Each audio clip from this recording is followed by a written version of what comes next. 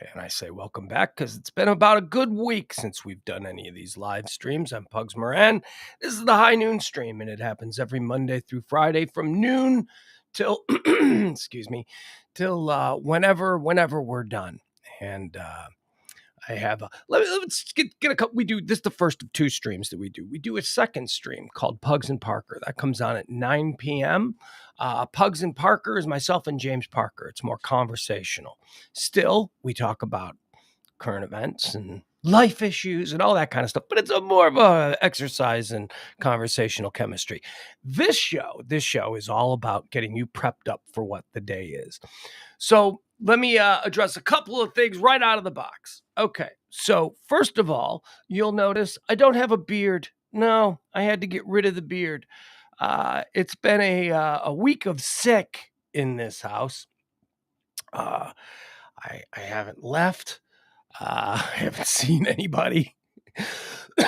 Excuse me. I'm going to be plagued by a cough throughout this because I am still. I don't know. I don't know what I am. I don't know if I'm still sick or not, but I still have to stay here. So I had to shave the sick beard. It was so gross. It was just vomit vapors and it just felt gross.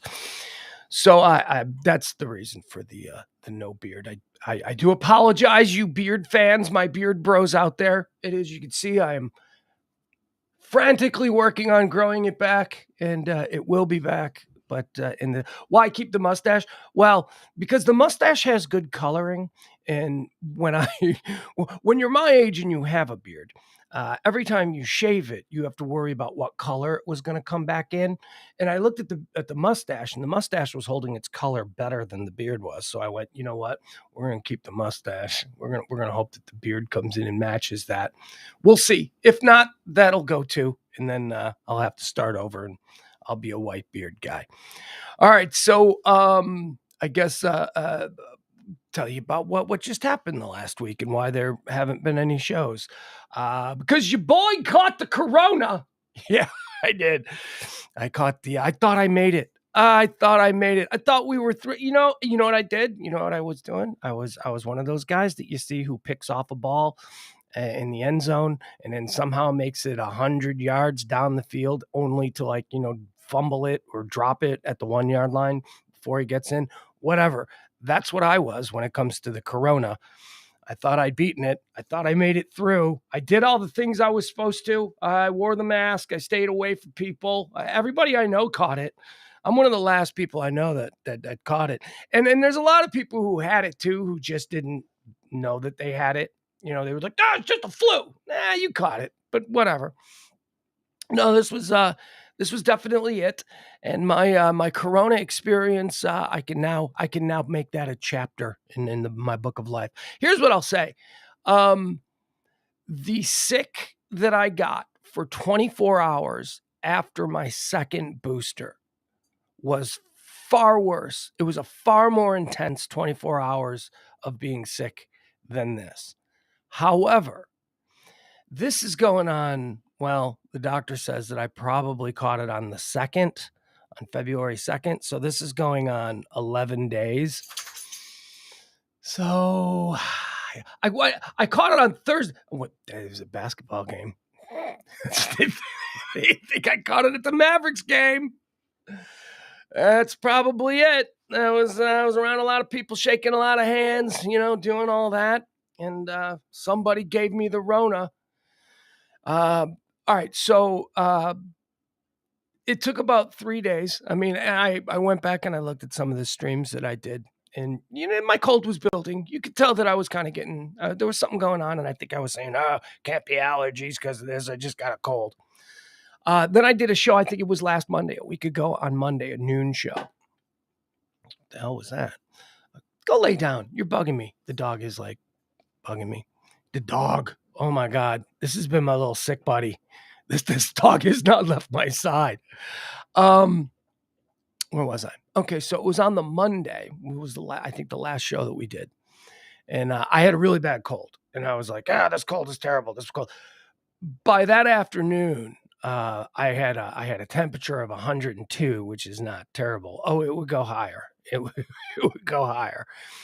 and that temperature would go away. It was so weird. It would go away to normal during daylight hours. And then as soon as the sun went down, I'd be like, "Oh, here we go again." It got up as high as 103.2, right? So that was concerning. That was the worst. That was Wednesday night. That was the absolute worst. I thought I was gonna die. And then that went away. And yeah, and I've just been I have not had a fever. I've not had a sustained fever since Friday evening. So that's good. So that's good. And then, Saturday I felt a little bit better. I felt yesterday I felt a little bit better, although I didn't get out of bed all day. But that was partly because I was like, it's Super Bowl Sunday and I'm sick. I'm just gonna lay around. I'm gonna do nothing today. So that was the reason for that. I could have been up. I could have done stuff. Although to what extent, I have no idea because I woke up today and I'm like, okay, all right, I feel good. No temperature. Still, obviously, the voice is jacked up and there's congestion and I'm coughing and all of that. But here's the weirdest part of this thing, man. It is the energy drain. And for those of you who've gone through it, you know what I'm talking about. It's like you can feel 100% great. I'm like, yeah, I feel great. You want to go in the driveway and shoot some hoops? Okay. And then you walk down the steps to the driveway and you shoot one basket and you're like, I guess sit down. I'm tired. This has just wiped me out. So to that extent, I'm going to be doing shows. Honestly, though, I'm like not like full energy at all. I'm like already. This is the most talking that I've been doing. I'm already like kind of beat. So we're gonna do shows. We'll do a Parker thing tonight. And as long as I don't have a fever and as long as I can control my cough, which I seem to be doing quite well right now, we'll do these shows. We'll have the fun. We'll do all the stuff that we usually do. Hi, Dustin. Dustin, thank you. I missed you guys too. Leslie. Leslie, did you lose your taste or smell? Okay, I'm glad you brought that up because that was like the sign that we were looking for, right? We're like, that's the one symptom that everybody says is like, the weirdest thing. And yes, I did. The Thursday evening is when I noticed that I couldn't smell or taste anything. And I noticed I noticed it in the strangest way. I noticed it because the dog, who, as I said, how about a round of applause for CeeLo the dog? She hasn't left my side the whole time I'm sick. It's like she knows. She's like, can I do anything for you? I can't do much, but I can lay my head on your chest and you can pet me. That's pretty much CeeLo the dog on Thursday night farted so loud and long. It was like, it was like a really gross dog fart where you're like, what the hell did you eat? Like 10 cans of Dinty Moore beef stew? What is going on? And I couldn't smell it. And that's rare for the dog because I always smell the dog's farts and they're terrible. I don't know what the hell she's eating over there at the big house, but it's some kind of weird dog food. And I couldn't smell it. And I went, what the hell is going on here? And then I had candles going. So I blew out the candle and, I stuck my nose in there and I was like, trying to smell. I couldn't smell that. And I've been drinking ice water. So, you don't really notice the taste. So then I went and I grabbed a fully loaded, which means non-diet, can of Dr. Pepper that I had in the refrigerator. And I opened that and I was like, oh, here, let me taste the Dr. Pepper. Could not taste anything. It tasted like fizzy water. It did. You couldn't, there was no flavor. There was no nothing. I can't smell. I can't taste. That's when the panic set in. That's when I'm like, I can't live like this. This can't be a thing. This has to go away. It did. It went away by Sunday. By Sunday, it was gone. But that was the strangest aspect of it. Waiting for it. Because the first couple of nights, I didn't really notice it. I was like, it's fine. But then suddenly when that damn dog farted and I couldn't smell it, that was like, oh, geez. Oh, can I not smell anything? Now, honestly, I'm afraid of what this house actually smells like because I still don't have full smell because it's got bugs and stuff like that. I'm all congested. But, I can smell some things like yesterday I made something that we call Okinawan soup. It's like a Japanese soup with crab, and the main ingredient, well, not the main flavoring is wasabi. So I had this thing of wasabi paste and I put some wasabi paste on it. I was like, okay, I can taste that. That's kind of extreme, but So yeah, Leslie, that was weird, man. The whole losing of your sense of taste and smell. No, Al, no medication. No, didn't. There was no medication. Just bed rest, and my doctors were like, "Well, you were vaxxed, right?" I'm like, "Yeah." I was okay, so we don't have to really worry about this turning into like a serious kind of thing, which was good. I felt good about. It was more inconvenient than anything else. Like I said, the sickness that I got for 24 hours after the second booster was by far worse. By far worse. I thought I was going to die. This one was it was like having a bad cold and a fever that just hung around and wouldn't go away. And the sense of smell thing, that was weird. That was taste and smell. That was odd. But yeah, no, I mean, that's how I would classify it. More irritating than, like, I never felt like I was gonna die. You know what I mean? I just felt like, oh Jesus. So I had to call all the people that I was around. Like, you sick? Like, well, they just got me back, Jason. Just need to know because I seem to remember giving you a hug on Saturday night. It was like that kind of thing. Whew. I am. I'm totally exhausted. So there you go. So that's the update. I appreciate you guys hanging out. Adam says I nearly died in 2020 without having been vaccinated yet. It sucks. Glad you're good now. I'm not good now. I still have to stay in. I'm still popping hot as far as, positive for COVID on the tests. So I have to, those tests too. I gotta get another one. So I got to get another one. And I had the last one this morning, and I'm still positive for the Rona. Didn't get my kid this weekend. That was heartbreaking. I'm like, you can't come here. I got the Rona. So that was heartbreaking. I'll survive. Don't you worry about me. We were in constant phone communication. Apparently, he broke his thumb, and so we were both. Yeah, I'm like, you broke your thumb, dude. It's not the same thing. It's not the same thing as having this disease inside your body, this virus. Okay, so let's get started with the show. Once again, these are the high noon shows. What we do here is we like to keep you updated on everything that's happening in the world by running down all the issues people are talking about. If it's a headline, if it's a trend, if it's a hot topic, a current event, I'll give it to you here in a nice little 2-hour thing. Although, again, 2 hours, I can't really guarantee. Look at me, sweating like a pig. Oh my God. Ugh. Yikes. And by the way, if people start coming in and talking about what happened to your beard, just tell them, explain it to them. I don't want to explain the loss of beard 50 times because people are showing up late. Okay. So what else do I need to mention? We're going to do full Pugs and Parker shows, 9:00. We have every intention of doing that 9:00 Central Time. And I have every intention of doing these shows this week. However, I can't guarantee that they'll be a full 2 hours because I'm already dizzy. I'm like, this is weird. This sucks. Might have to change too, because all of a sudden I got flop sweats and I don't want to be soaking wet. As always, you can tip the show, support the show if you can. We take Venmo, we take PayPal. The show exists because of you guys and how cool y'all are. So we appreciate that. You can drop a little something there. That'd be great. What else do we have to say? Nothing. Let's get into it. All right. Today is high noon for the 13th day of February. It is year of our Lord 2023, although I put 2022 again. Look at me. I'm not in my right minds. February 13th, folks, is the 44th, 400th. I don't think there are 400 days in a year. It's the 44th day of the year. There are 321 days remaining until the end of the year. Here's how we do this.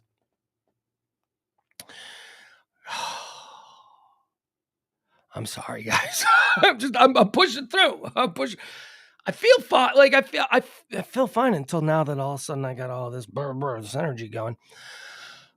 We run through the events of the day. We like to give you a nice little vibe for what was happening on this day throughout history. Then we talk about some of the births, and then we mourn some of the passings. And then and only then, after we feel we've got a very good handle on what today is, we move on to what the hot topics and trends are of the day. On this day in 1914, the copyright law, that's right, in New York City, the American Society of Composers and Authors established the protection a copyright of musicals and musical compositions to all of its members. And this happened in 1914 on this day. And it's why I'm not supposed to play anything off Spotify on this stream. So look at that. On this day in 1920, the National Negro League is formed. Negro League Baseball formed on this day in 1920, at least the National League of it. I'm not really all that familiar with. Oh, no, I am, because the American Giants. I knew who the American Giants were. On this day in 1935, a jury in Flemington, New Jersey finds Bruno Hauptmann guilty of the 1932 kidnapping and murder of the Lindbergh baby. The son of Charles Lindbergh was abducted right there. Ladder, window, climb up, take the baby, gone. Crime of the century. They called it the crime of the century.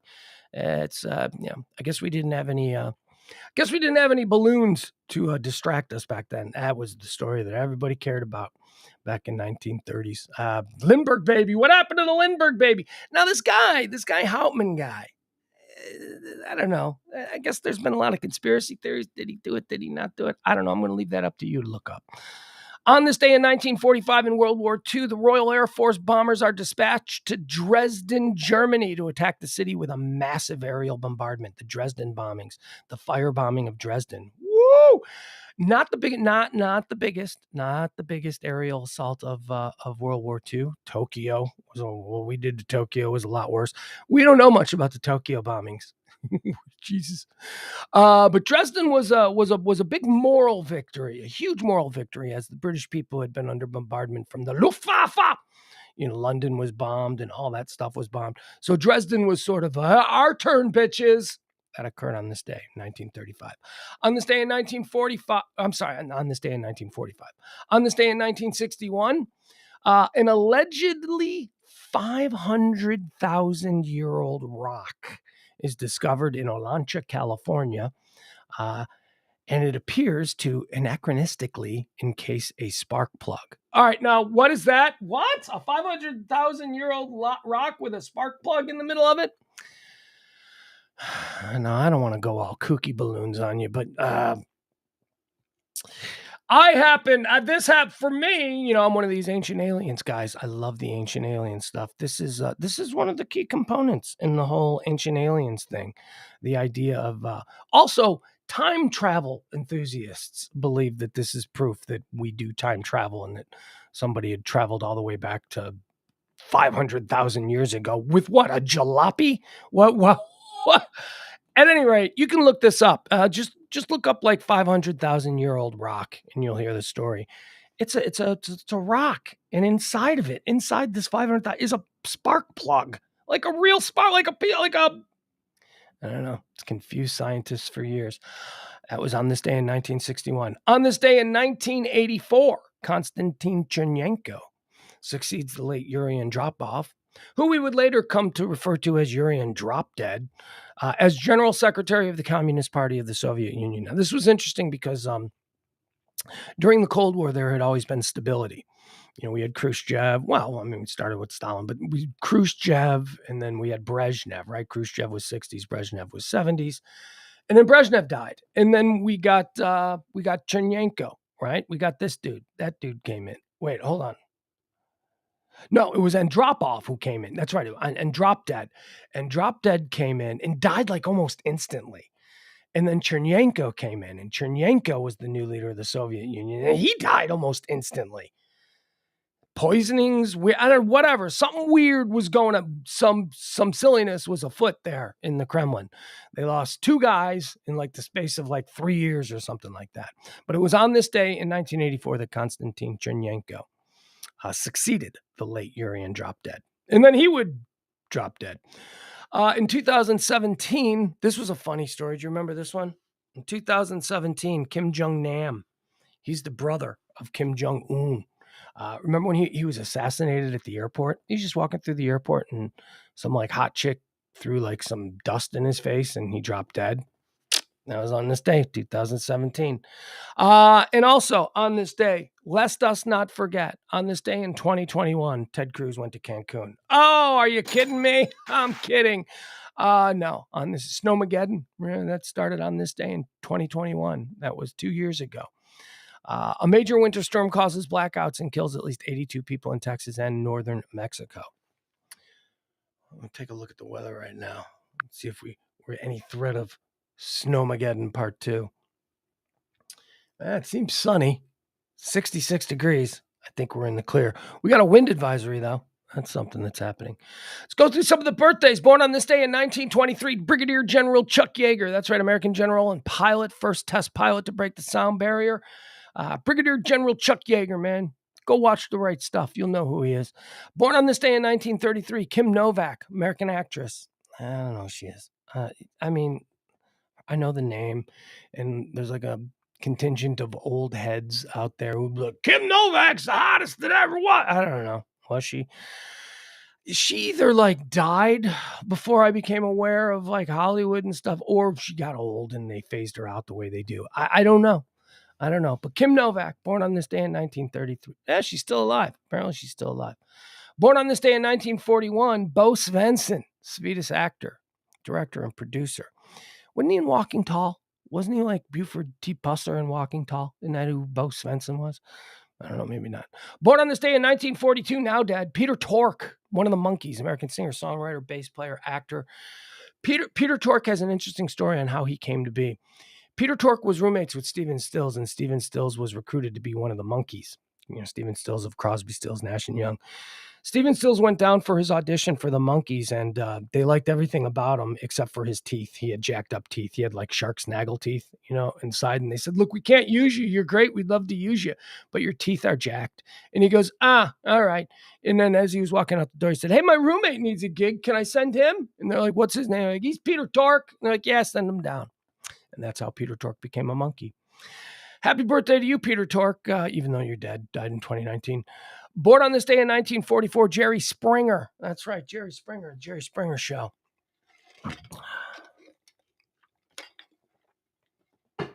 For me, Jerry Springer is one of those weird, complicated issues because I hated that show. That show was so stupid. And, you know, I should probably just have a real derisive sort of take on Jerry Springer, except I don't. Except that I'm in this weird situation where I got to hang out with Jerry Springer a lot back in the day. He used to do our radio show. Well, because he filmed all the Jerry Springer shows there in Chicago. And he used to come up regularly, like weekly, and hang out on our radio show. And I mean, I've been out to meals with him. I even have a memory. I think Kelly and I hung out with him once. Like when we were in a bar somewhere. Anyway, he's a good guy. He's a really friendly, cool guy. I really like Jerry Springer, but I shouldn't because it's like, Jerry Springer, shut up, whatever. But he's a really nice guy. Happy birthday to you, Jerry Springer. Born on this day in 1947, Mike Krzyzewski, American basketball player and coach. Not a nice guy. The probably opposite of Jerry Springer. Met Coach K once, and he was a dick. So there you go. Born on this day in 1950, Peter Gabriel, English singer, songwriter, and musician. I don't know if I like Peter Gabriel or not. You know, I was like, I can name like 3 songs, and here's where it gets complicated. I like all 3 songs that I can name, like, you know, Salisbury Hill. I like that. In Your Eyes. I like that. 4 songs. Big Time. I like that. Sledgehammer. I don't know why I don't like him. I don't know. Anyway, happy birthday to you, Peter Gabriel. Is that Sledgehammer? Yeah, that's a good song. That's a cool song. That is a cool song. You can have it. That's a cool song. Can't sing. Voice is gone. Or maybe I can sing better with my voice being gone. I don't know. I'm not going to test it out here. Born on this day in 1957, Denise Austin, American fitness expert and trainer and author. Denise Austin, she was like big. She was like big. She was like non-sexual fitness girl, right? She was beautiful. She's a beautiful blonde woman, but she wasn't like the aerobicized girls, right? Remember the aerobicized girls on HBO? That was Jane Leeves, by the way. Jane Leeves from Frasier. She was the original like HBO aerobicized girl. Look it up. Go to YouTube. You'll see her. Yeah, I don't know. Denise Austin, she was very big. I wasn't really big into women's fitness and stuff like that back in the 80s, but yeah, knew she was, and she's having a birthday today. Happy birthday to you, Denise Austin, born on this day in 1957. Born on this day in 1961, Henry Rollins, American singer, songwriter, producer, and actor. Henry Rollins. Henry Rollins was a guy that I really admired. I thought, wow, that guy's a thinker. That guy's really smart. That guy has interesting things to say. And he does. He does in short bursts. Then another one of these situations where, through radio, whatever, he came into town, he did the show, he went, did one of his Henry Rollins book readings things. And then we went out for dinner afterwards at the Green Room in Deep Ellum. And it's like, he just stopped being like this fascinating guy and then just kind of became sort of a regular dude. And I remember thinking the regular dude, Henry Rollins version, wasn't all that impressive and mind blowing. And it was just, I don't know. So I came away thinking, is he an act? Is he a bit of an act? Is he just like, does he prepare these like really interesting, witty things to say long ahead of time and then recites them and people go, wow, he's deep. And then he has nothing to say. And I don't know. We'll see. Oh, how exactly are we going to see? Happy birthday. You do have interesting things to say, and it probably shouldn't matter whether you've prepared them ahead of time or not. Born on this day in 1977, Randy Moss, American football player and coach, it says. I didn't know he was coaching. Randy Moss, number 3. He's number 3 on my all-time greatest wide receiver list. Wide receiver draft. No, I don't have the energy for that. I'll just tell you. Number 1 is until somebody can show me a better body of work. Maybe not, you can show me larger bodies of work, but condensed, Calvin Thomas, Megatron. Megatron, and maybe it's because my Bears had to play him twice a year his entire career, and he was just amazing. Greatest receiver I've ever seen, Megatron. And then number 2 is Jerry Rice. And then number 3 would be Randy Moss. So Randy Moss, I give you number 3 in greatest receivers list. Who else is celebrating a birthday today? Finally, the last one. This is the last birthday of the day. Mina Suvari. Mina Suvari was born on this day in 1979. American actress and fashion designer. I guess that's what you become when you can't get roles anymore. Haven't seen her in a movie in forever. American Beauty is where I remember Mina Suvari. Anyway, Mina Suvari, she did American Beauty, and then I think she married she was like 23 or something. She was young, whatever she was. 20. She was a kid. She played a kid. And then she married like some 50-something-year-old guy. And then she just disappeared. I don't know. Maybe she did other things. Nothing that I saw. Let's move on to some deaths. Some people who passed away on this day. On this day in 1980, David Janssen died. American actor. David Janssen, I just remember him because I was a little kid in the 70s and he seemed to be in everything. And then in 1980, he died. And I was like, oh, I know that guy. He's dead now. So that's why it registers with me. On this day in 1996, actor Martin Balsam died. Martin Balsam, he's one of those that guy actors. Great that guy actor from the 50s and 60s and 70s. Was he on Archie Bunker's Place? Was he one of I think he was in All in the Family in Archie Bunker's Place. I think he was one of Archie's friends or an adversary of Archie. I don't know, something like that. Anyway, Martin Balsam died on this day in 1996. Dead on this day in 2002, Waylon Jennings, the great Waylon Jennings, American singer, songwriter, and guitarist. Waylon Jennings is interesting in that he and Willie Nelson were really good friends, but he didn't like Willie Nelson smoking pot. He was totally against smoking pot because he hated hippies, because Waylon Jennings absolutely hated hippies. And he didn't want to, doing that pot, smoking that pot like one of them damn hippies, are you, Willie? It's like that kind of relationship. Which was ironic because nobody did more cocaine than Waylon Jennings.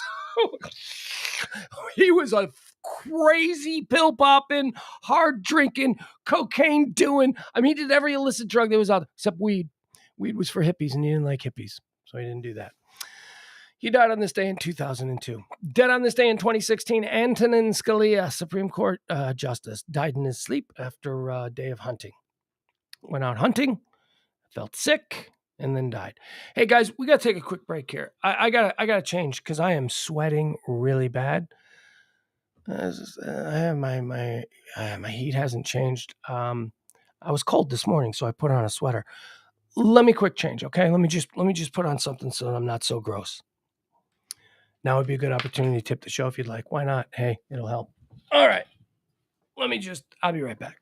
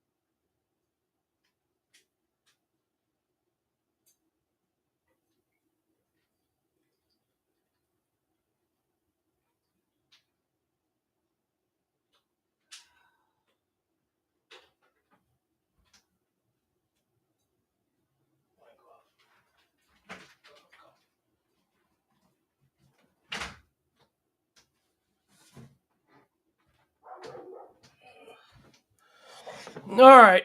Sorry about that.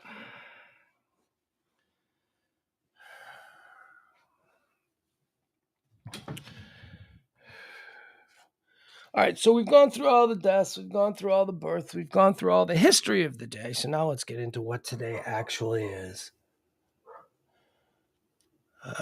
Nah, you're hearing CeeLo. You're hearing CeeLo bark. I had to let her out, and there's dudes working in the back, so that's going to be a problem. But I don't want to deal with it right now. So let me ask you, how you liking low energy Pugs? Is he working for you? He's a little bit more subdued. All right, let's get into all the things that are trending today. Let's talk about what is happening in the world. Super Bowl was last night. Hey, Super Bowl Sunday, a truly American holiday. You got your 4th of July, you got Thanksgiving, and you got Super Bowl Sunday. Truly American holidays. I watched it from my bed. I picked the Eagles, so that was I picked the Eagles because the Hunts live down the block. And the Hunts own the Chiefs. They live down the block, and all week long, their front yard, people are coming by and dropping things off. Like they've got gargoyles. I could probably show you that. Here, I'll show you the Hunt's house.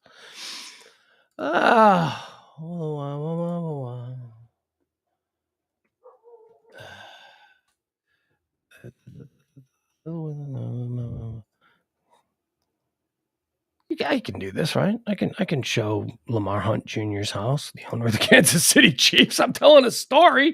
It's in my neighborhood, for crying out loud. All right.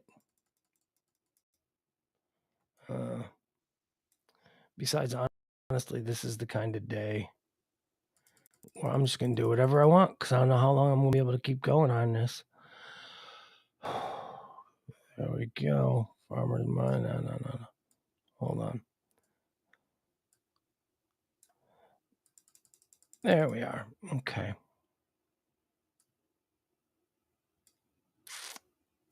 Where is it? There it is. Okay.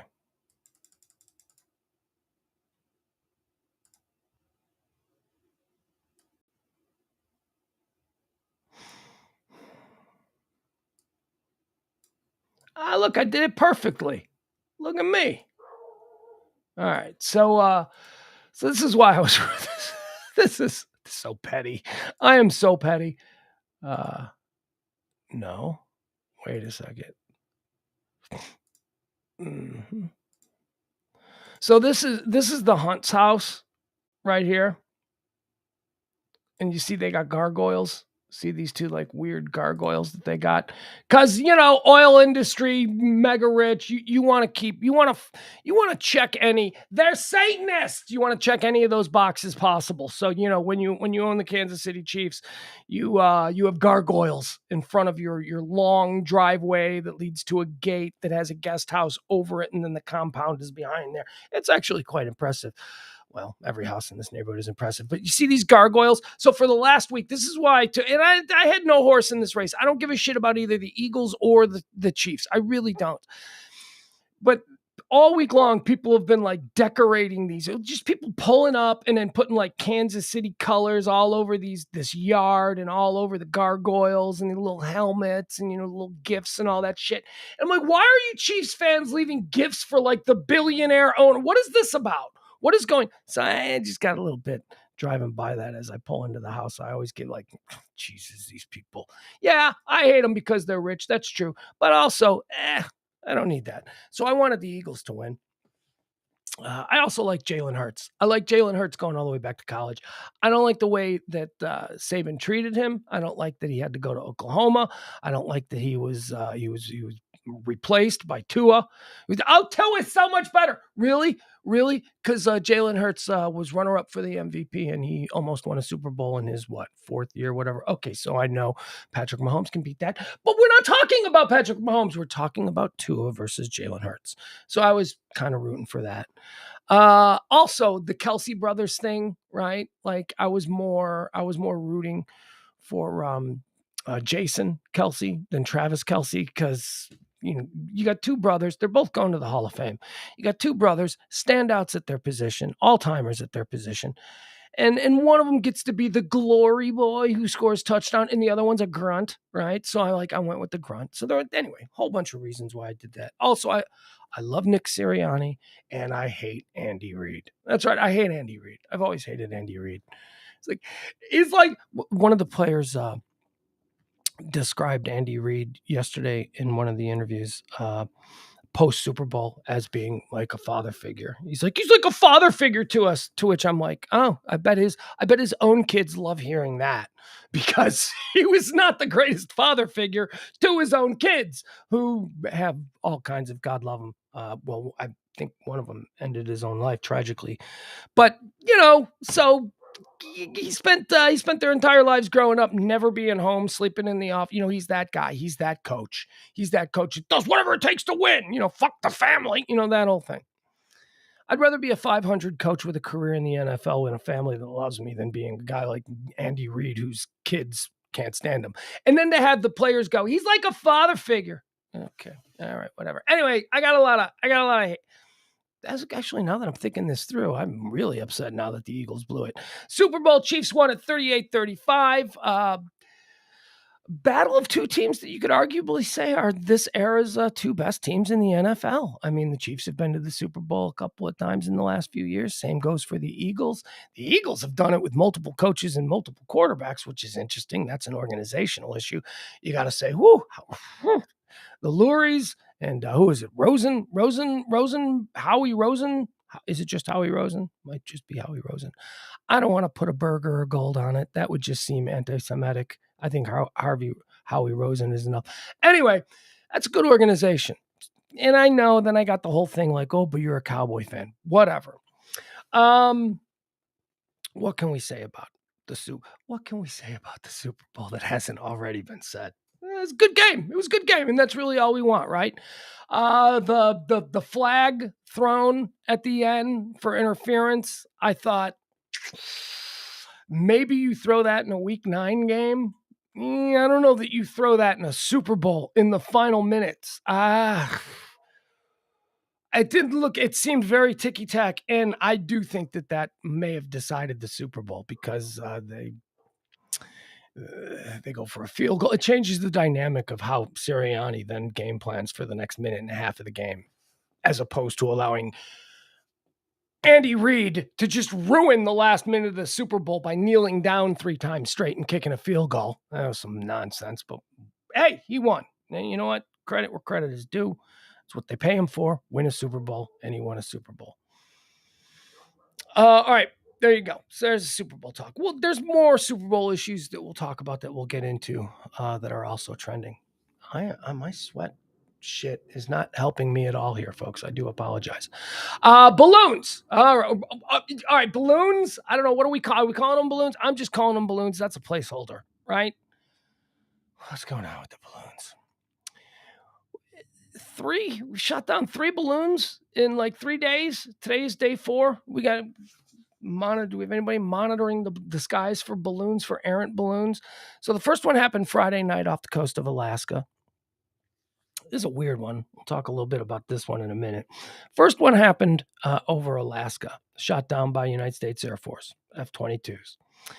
Then, we're all a tizzy about that. Hey, we shot another balloon down. How cool. Then, like 12 hours later, Canada's like, we got one over the Yukon. And then there's another, let's call them objects. And there's another object, because then nobody's calling them balloons. Except me.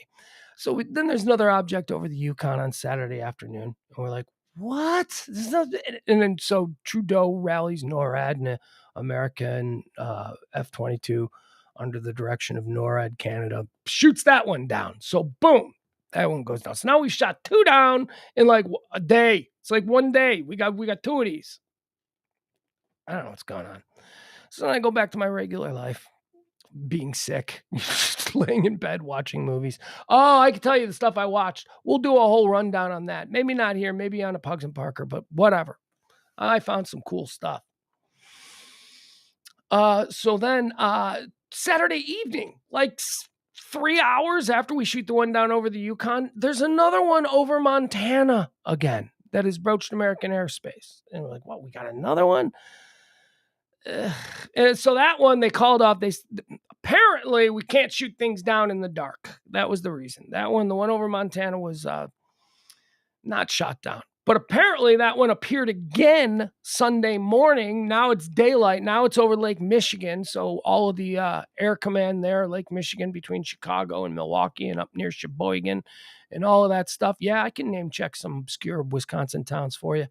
Fond du Lac, all the way up there, all the way up the coast of Lake Michigan. This balloon is there, and we got jets scrambled. I was so close. I was so close to doing a live thing yesterday, but I couldn't get out of bed. I was like, I don't have it. So that happened. And then finally, I guess it drifted over Lake Huron. It was going over the Great Lakes, and we shot that one down. So there we go. So now there's a third one that we shot down. So we got Alaska Friday night. We got Canada Saturday afternoon. We had Montana Saturday evening. And then over Lake Huron, on the American side of Lake Huron, off the coast of Michigan, did that one on Sunday.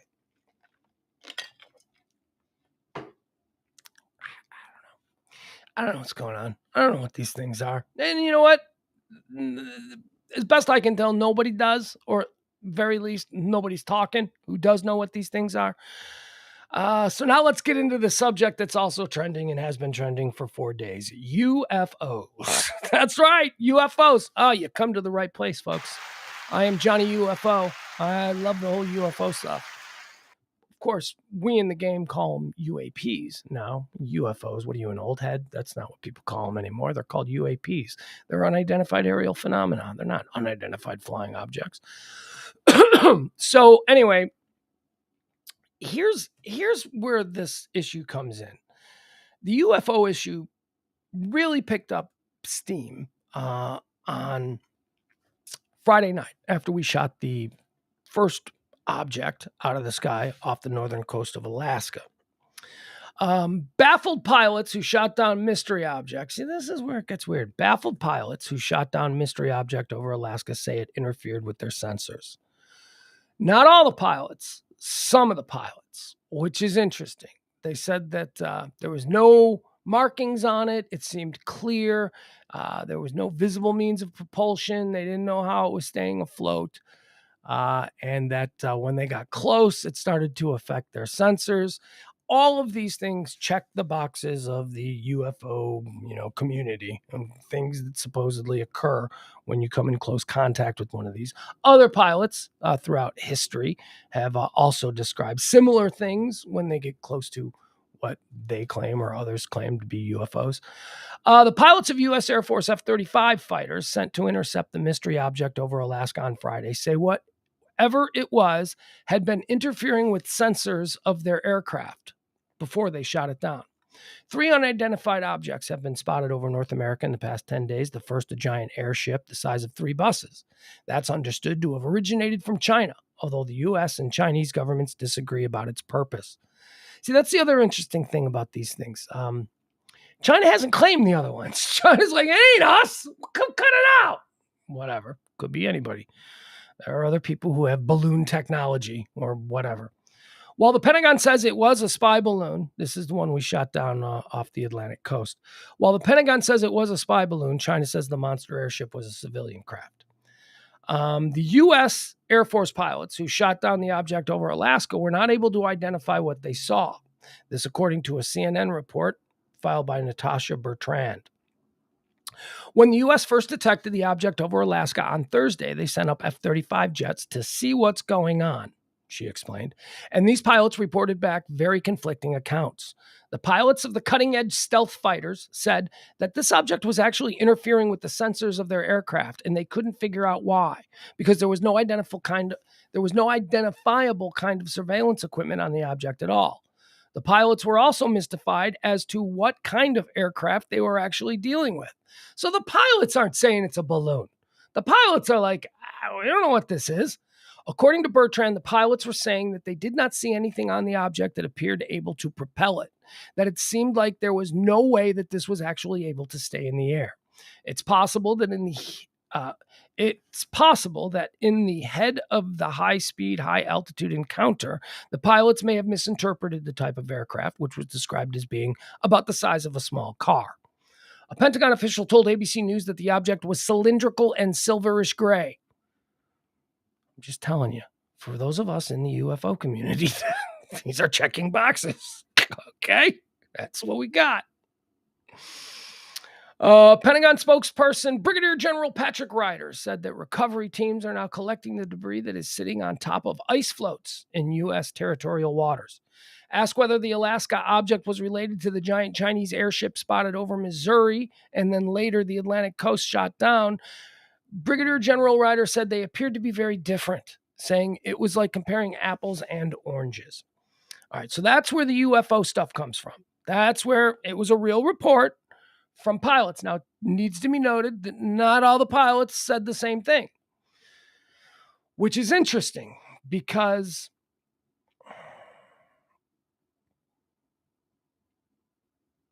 for a pilot to say these curious things, to have these odd observations, that might not be good for them. You know what I mean? That might make people go, okay, this guy's a little, you know, a little Woody Woodpecker going on here. So it would be much easier to just go, I didn't see anything, right? If you're a pilot and you want to make rank and you want to move up and that's your career. So I don't know. It's interesting that some pilots would be like, yeah, here's what I think, you know, freely discussing it. And other ones are like, I know nothing. You know, I don't know. I don't know what to make all of that. Now, NORAD. Let's see, what is this? Here's more from that commander. What's his name? Patrick something. Oh, no, this might be a different one. Speaking on a conference call Sunday, Air Force General Glenn Van Herk was asked whether the United States had ruled out the possibility that the objects that had been spotted and shot down over North America are extraterrestrial in origin. All right, so they asked a general, right? New York Times Pentagon correspondent Helene Cooper, who co-wrote the article, asked about this tidbit during the presser, directing her question to NORAD Commander Van Herk. Because you still haven't been able to tell us what these things are that we are shooting out of the sky, that raises the question, have you ruled out aliens or extraterrestrials? Asked Cooper. And if so, why have you ruled it out? Because that is what everyone is asking us right now. Here's what he had to say. He said, I'll let the intel community and the counterintelligence community figure that out, said Van Herk.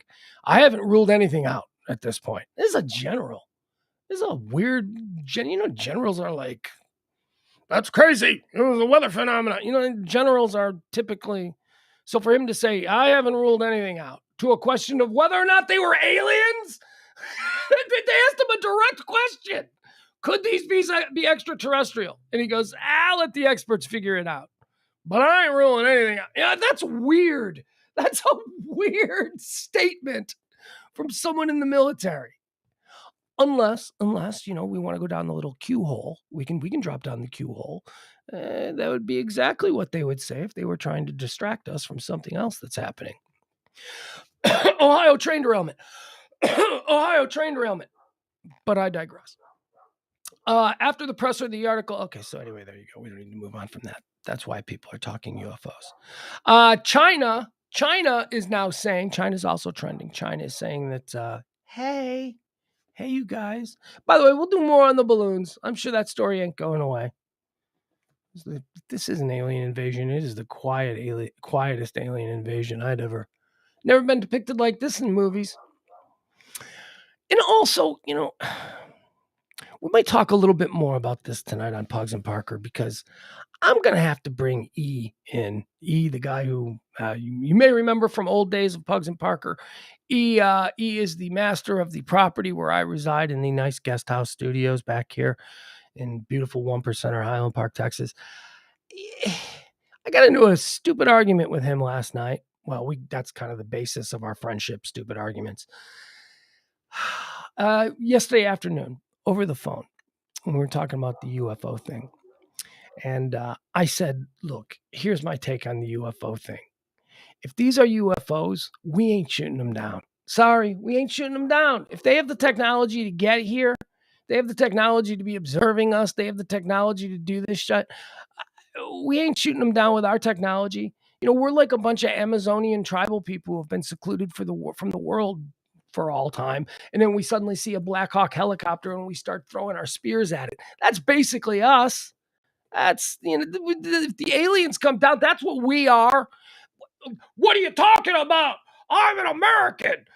Stop with the narcissism. Okay. Yeah. We are at the apex of our known technological limits right now in 2023.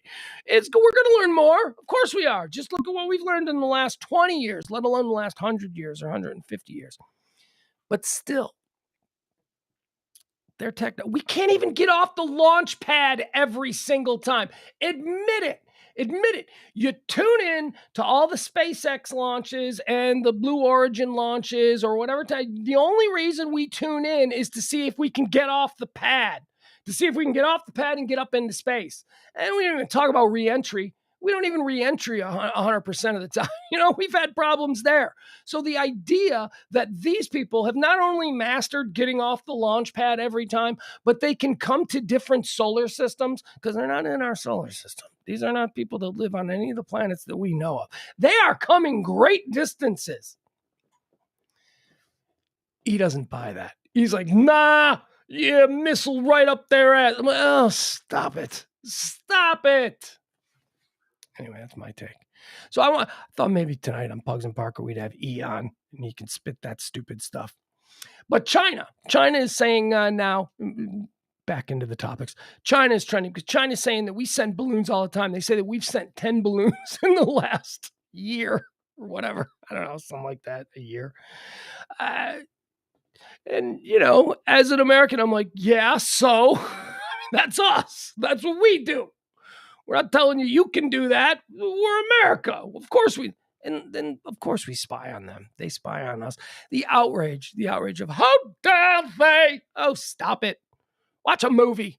Read a book. All we do is spy on each other. This isn't like some great transgression. Probably been doing it a lot. The only difference is that somebody Instagrammed a picture of it this time, and now we all know about it. And now we're all looking at everything. Yeah. So China, that's why China is trending. All right, so East Palestine, Ohio is trending. This is a topic that I have been watching since it happened because I was watching it when it happened. It happened on Friday the 3rd, February 3rd, Friday evening, February 3rd, so 10 days ago. This is East Palestine, Ohio, right there on like the border of Ohio and every godforsaken state this country has to offer. I don't know if it's like West Virginia or whatever, but it's in a very ethnically challenged part of the country, economically challenged part of the country. There's a bunch of white trash, a bunch of like, hill folk type, the disposable people of America who we don't really care about. And it was after I had been watching coverage of the Chinese spy balloon because we would be shooting that spy balloon down the next day. But this was the Friday night and we were still all up in arms about it. And so I'm watching that. And then about 9:30, maybe somewhere in there that night, I started getting these alerts because, I'm Mr. like Johnny Breaking News. And I started getting alerts from the police scanner that I follow that is telling me that like all of a sudden there's like 20,000 people listening to the Columbiana County fire station, fire scanner. I'm like, oh, what's this about? So I put it on and then I quickly do a little search. And then all of a sudden now I'm seeing that it's starting to trend on Twitter. And I'm watching this footage of a train derailment in this small little dirt poor town in Ohio. and I'm watching this fire, and I'm watching the. I mean, it is dark, it is cold. It is February 3rd in Ohio on a Friday night. There's snow piled up everywhere, and there are just massive. I mean, it looked like this entire town was devastated. And then the next day we blew up the balloon, and everybody was like, balloon stuff, balloon. And there was absolutely no coverage and no talk, nothing. I saw it nowhere. And I'm like, I wonder whatever happened with that train derailment. Guess it was all fine. Well, here we are 10 days later. It ain't all fine. It ain't all fine. Last week, something that we'll never see here in this country, we saw a news reporter being arrested live in the middle of his shot. He was doing a shot, and the police arrested him for asking specific questions about the train derailment. The governor, Mike DeWine, had gone to East Palestine and was making a speech to the community there, the people that I guess were still in the community because they evacuated the town, or at least a 2 square mile. And it's a small town. So that's basically the whole town. So they evacuated the town, and this reporter starts asking questions, and they tackle him to the floor, and they put him in handcuffs, and they shut him. I mean, it's crazy. It is crazy. And now we're starting to see that all the water is poisoned in this town. People, you can't drink the water.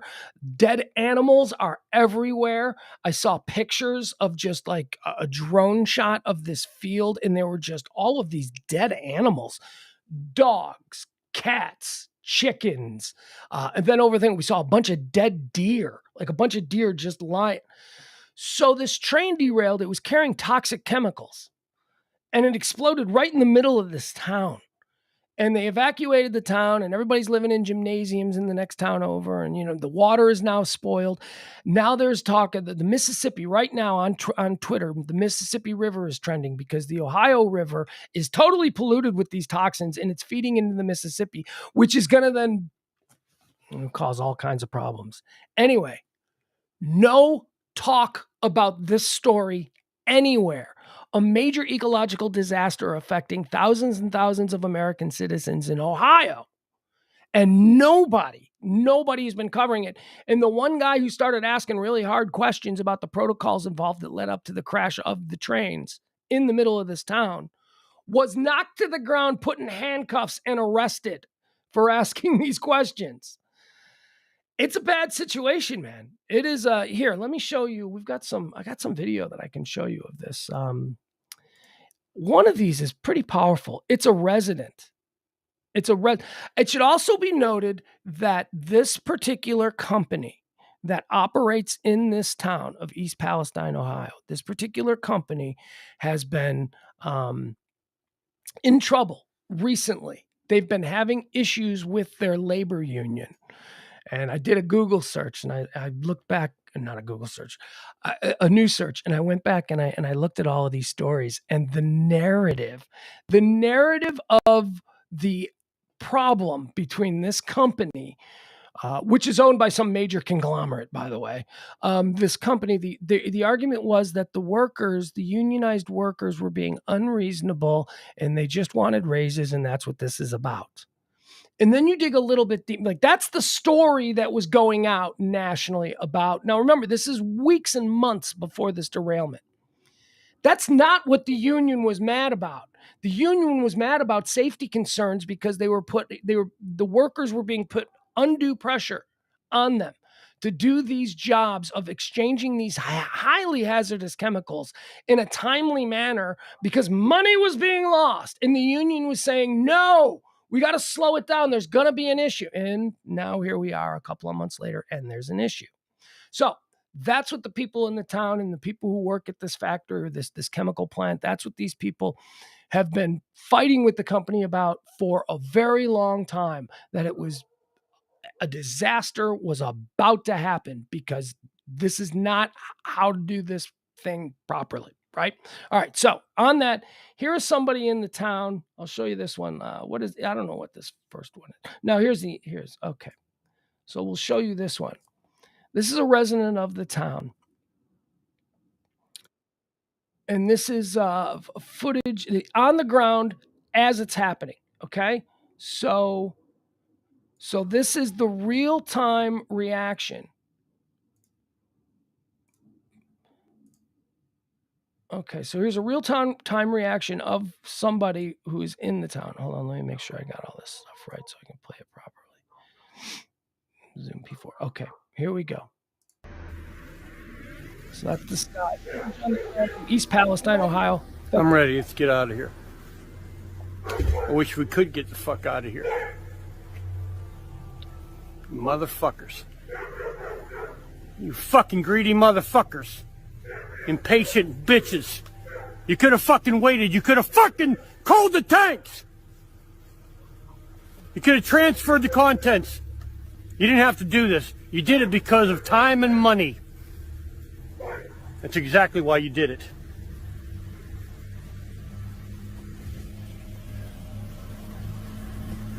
So those are toxic plumes. Those are. All right, so that guy seems to know a little something about the backstory.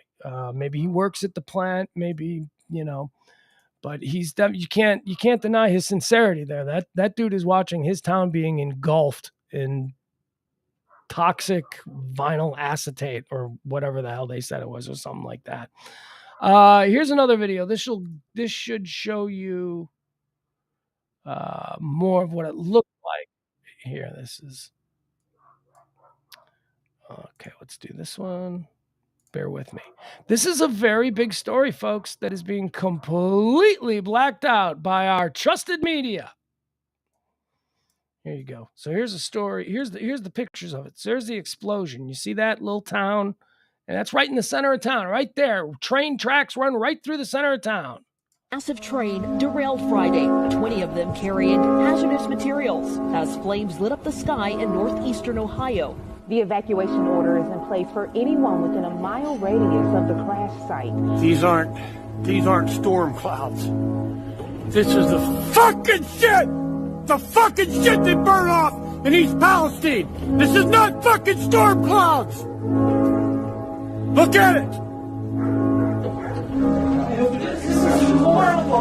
I got arrested because I was trying to do a live report about what people need to know.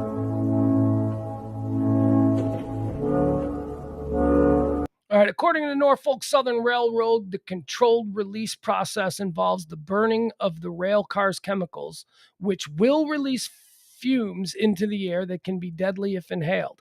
Based on current weather patterns and the expected flow of the smoke and fumes, anyone who remains in the red affected area is facing grave danger of death. Anyone who remains in the yellow impacted area is at high risk of severe injury, including skin burns and serious lung damage. Folks, this happened in an American town a week ago, more than a week ago, 10 days ago. They evacuated the town. The town is now basically dead.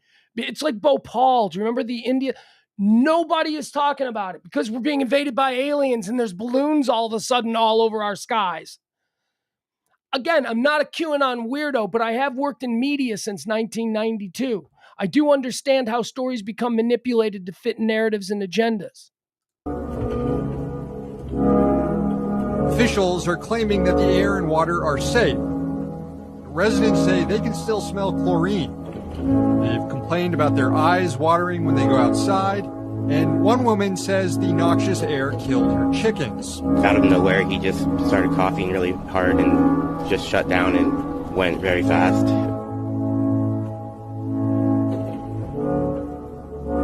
Look at all these fucking crows. I'm not kidding. This is within 10 miles of East Palestine.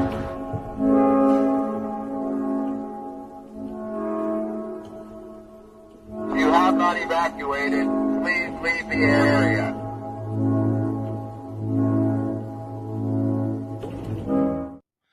All right, so there you go. So, by the way I look at things, that's real news. That's real news. That's a real thing that's happening here in America. And we haven't noticed it because coincidentally, we've been looking up at the sky at UFOs. And the government is, you got generals going, it could be UFOs, just fueling that speculation. It has a very don't look over here, look over here kind of vibe. Norfolk Southern's in a lot of trouble. This town, these people still have not returned to their town. People who live within 1 mile. which is essentially the entire town, haven't returned yet. The water is undrinkable. The water that flows into the Ohio River is now flowing into the Mississippi River, which is a real big problem. So there you have it. So East Palestine, okay? East Palestine, Ohio. And also, you know, it is interesting. Thing that I always say, and not always say, probably said it twice in my life, but you know what I mean? It's something that I firmly believe.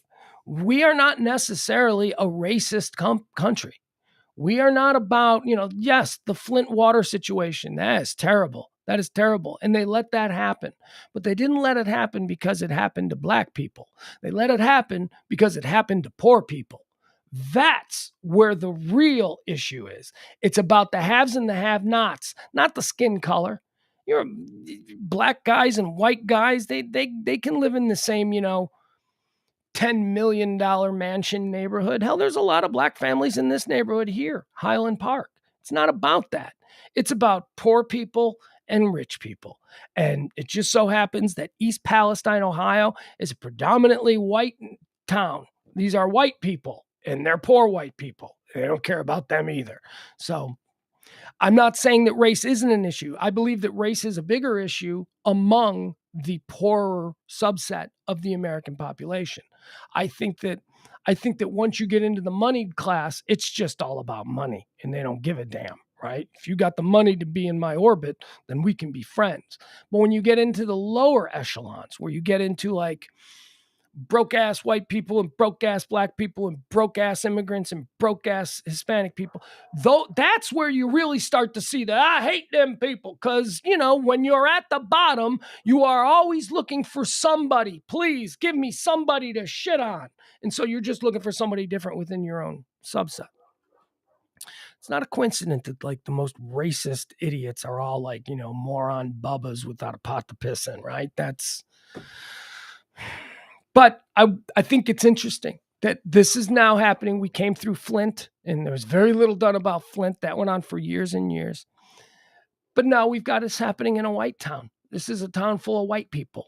This is a town full of, you know, broke-ass white people. They don't give a shit about them either. It's just about money. What else do we have here? Oh, my God. Okay, so let's get into this stuff. I'm doing okay. I was just thinking, am I running out of gas? But I'm like, no, actually, I'm all right. Sorry, Adam. People who live across the street from me are black. I go to these games all the time, and there's 0.2%, whatever. There are black families in here. Hell, we've got a retired pro football player who lives on the next block. Okay? Stop it. Stop it with your statistics. Okay? There are no people marching in front of the black families' houses here in Highland Park. Fuck. I don't need you today. Ugh. You know what? Here, we're going to argue about this too, because AOC is trending. And you know what? She's trending for being a dumbass bitch. That's right. She's a dumbass bitch. But hang with me on this. Hang with me. Take a walk with me as this story unfolds. AOC is trending. Why? Well, because AOC has taken upon herself to have a problem with the Jesus commercials during the Super Bowl yesterday. I, a man of no organized religion, I wouldn't say I'm a man of no faith, because I have faith. It's a different kind of faith. It's my own kind of faith. I thought the Jesus commercials yesterday during the Super Bowl were awesome. I thought they were awesome. In fact, they make my top 5 best commercials. They were beautiful. The message was something that I think we all need to sit around and gather and understand.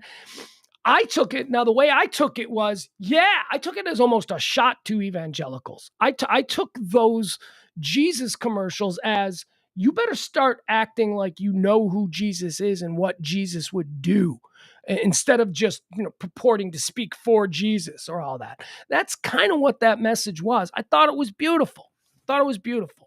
AOC, of course, she criticizes the Christian Super Bowl ads. She says Jesus would not fund commercials to make fascism look benign. No, but he might fund commercials to let his so-called followers know that they aren't exactly following in the way that he would have done things. That's the point of those commercials.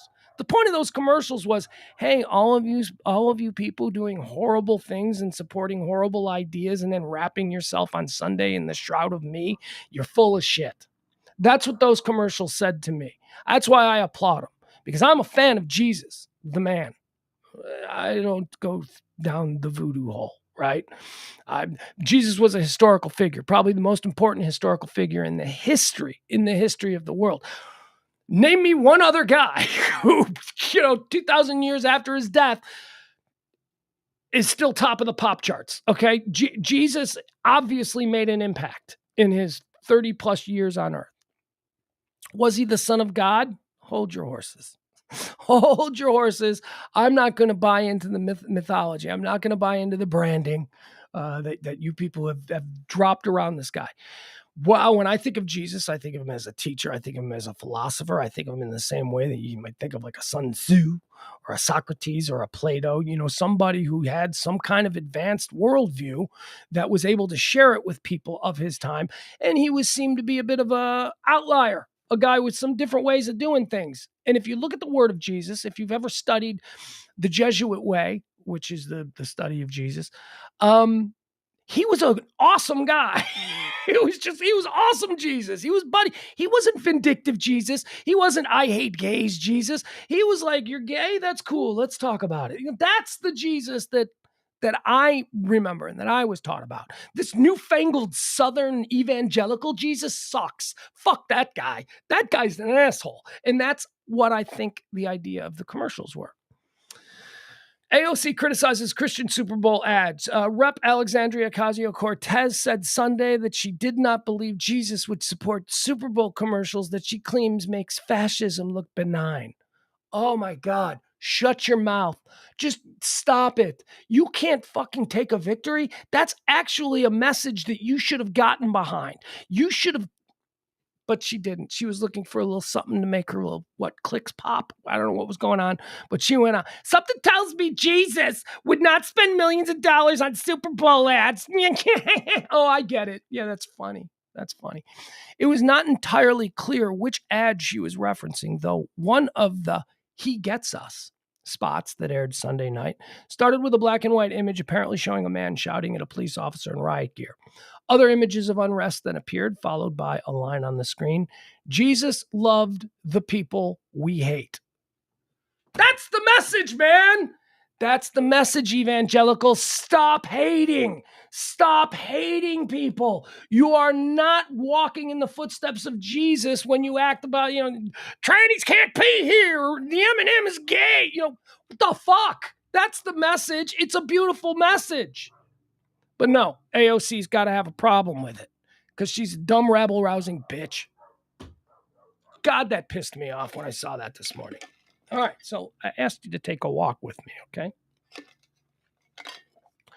Take a walk with me on this.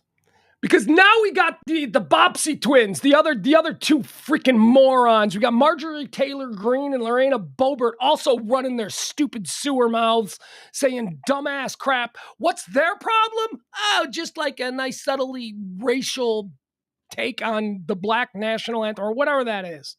So last night at the Super Bowl, apparently among Black people, there is a song called that they call the Black national anthem.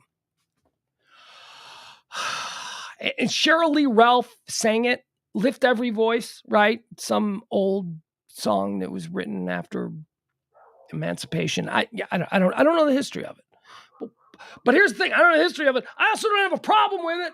I don't care. It's a nice song. We do a whole bunch of songs. We do God Bless America. We'll add another song. I don't care. It's not a big deal. Marjorie Taylor Greene and Lorena Boebert do not like it. Oh, what a surprise, huh? What a surprise that these two inbred bitches don't like it. Seriously, Lorena Boebert, Marjorie Taylor Greene, Alexandria Ocasio-Cortez, a lot of them. Rabble-rousing idiots who are just trying to cause more problems than they're worth. And by the way, Lorena Boebert is probably the most insignificant member, not the most, because there are new ones that just came in who are even lower on the pecking order than her. But Boebert is in the minority party now. She's only been in office, 4 years now? Well, I guess 4 years. Did she just get reelected? I don't even know. Whatever. She chairs no committees. She has no assignments on major committees. She doesn't have any influence because she's so polarizing. What she has is social media clout. That's not the same thing as legislative clout. Marjorie Taylor Greene, that's a different story. She suddenly has seemingly some legislative clout. Boebert, still no. Boebert's got nothing. Boebert doesn't even want to be on committees. She's just there for the clicks. But Marjorie Taylor Greene has suckled up to Kevin McCarthy, and all of a sudden she's presiding as President Pro Tem of the Congress from time to time, or Speaker Pro Tem, of the Congress from time to time. The actress Cheryl Lee Ralph performed Lift Every Voice and Sing at the Super Bowl on Sunday. The hymn, known as the Black National Anthem, was sung alongside the Star-Spangled Banner. Rep. Lorena Boebert didn't approve, suggesting the hymn is divisive. No? Okay. So the hymn is divisive, but you having a problem with it is not divisive. Opal Boebert. Oh, just put on some more tight jeans and dance around. That's pretty much all you're good for. Rep. Lorena Boebert railed against wokeness after a song known. First of all, you dumb bitch, you're not supposed to be watching the Super Bowl. I thought you and all your cronies were done with the NFL. Fuck you. Get out of here. I don't want to hear from you people ever. Years ago, you said, I'm done with the NFL. No, you're not. Apparently, you're not. Right? Didn't these people abandon? I thought we got rid of these people. I thought they were no longer, I'm going to go to NASCAR. All right, good. Go to NASCAR. Guess what? They're just as progressive as the NFL. The far-right Colorado lawmaker said in a tweet that appeared to refer to actor Cheryl Lee Ralph's performance of Lift Every Voice and Sing that the NFL was trying to divide the country. America only has one national anthem. Yeah, that's why we call it the national anthem. That's why, see, this one's called the Black National. See, that's why it's black. It's not, you don't do nuance, Opal Boebert? Okay, I gotcha. She's the worst. And then Marjorie Taylor Greene also had a problem with it. What did she say? She couldn't let this one get away. She had to also say something terrible. Chris Stapleton sang the most beautiful national anthem at the Super Bowl. This is Marjorie Taylor Greene. But we could have done without the wokeness that preceded it. Okay, so she didn't like it either. It's just fucking dog whistling bitches. I swear to God. All right, so there you have it. AOC, you can fuck right off with that, problem with the Jesus ads. MTG, Marjorie Taylor Greene, and Boebert, you guys fuck right off with her. Go ahead. You guys get out of here as well. You're nothing but troublemakers. All right. I've got that. Boy, that kind of felt good. Here in my sick coronavirus state. That felt good. Yellowstone. Yellowstone is trending. Yellowstone. You like Yellowstone? I love Yellowstone. I know I don't know if I'm supposed to like it or not supposed to like it. I don't know. I love Taylor Sheridan. Taylor Sheridan's awesome. Did he do No Country for Old Men? No. He didn't do that one. He did Sicario. Anyway, Taylor Sheridan, the creator of Yellowstone, basically openly speaking now, it's been rumored for about a week plus, that Kevin Costner was going to be leaving the show Yellowstone, his role as John Dutton, Governor John Dutton of Montana, who's awesome. Yeah, Costner's awesome. Screw you. What, you don't like Kevin Costner? You don't know. You don't know from baseball movies. Kevin Costner's awesome. So, when I read that, I was like, okay, that's going to suck. Kevin Costner's going to leave Yellowstone because he's fighting. He doesn't want to work that hard anymore. He has used Yellowstone to rebuild his brand. Kevin Costner is a huge movie star in the 80s and the 90s. A-list, top of the A-list, one of the biggest of all time. But let's be honest, for the past 15 years or so, Kevin Costner hasn't exactly been big box office. He hasn't been a major star. So he signs up, he does this TV show Yellowstone. They pay him a boatload of money. He's like, whatever, I'll take a flyer with it. It turns into a phenomenon. Number one show on television. Everybody loves it. All of a sudden, Kevin Costner has the lead character in Yellowstone, John Dutton. All of a sudden, he's hot again, and now he's doing movies, and he doesn't have time for Yellowstone. And he's like, I can't meet that shooting schedule. And they're like, this is your main job, dude. And he's like, no, I'm going to be a movie star again. And they're like, okay, fuck off. So he's gone. So Kevin Costner is going to be leaving, and he's being replaced by Matthew McConaughey. Oh, yeah. Oh, yeah. All right. Now, he's not going to he's not playing John Dutton. Oh, I guess we don't know, but they're saying that he's going to be brought in as an extension of the Dutton family. So I don't know who he is. I don't know who he's going to be. But that's fine.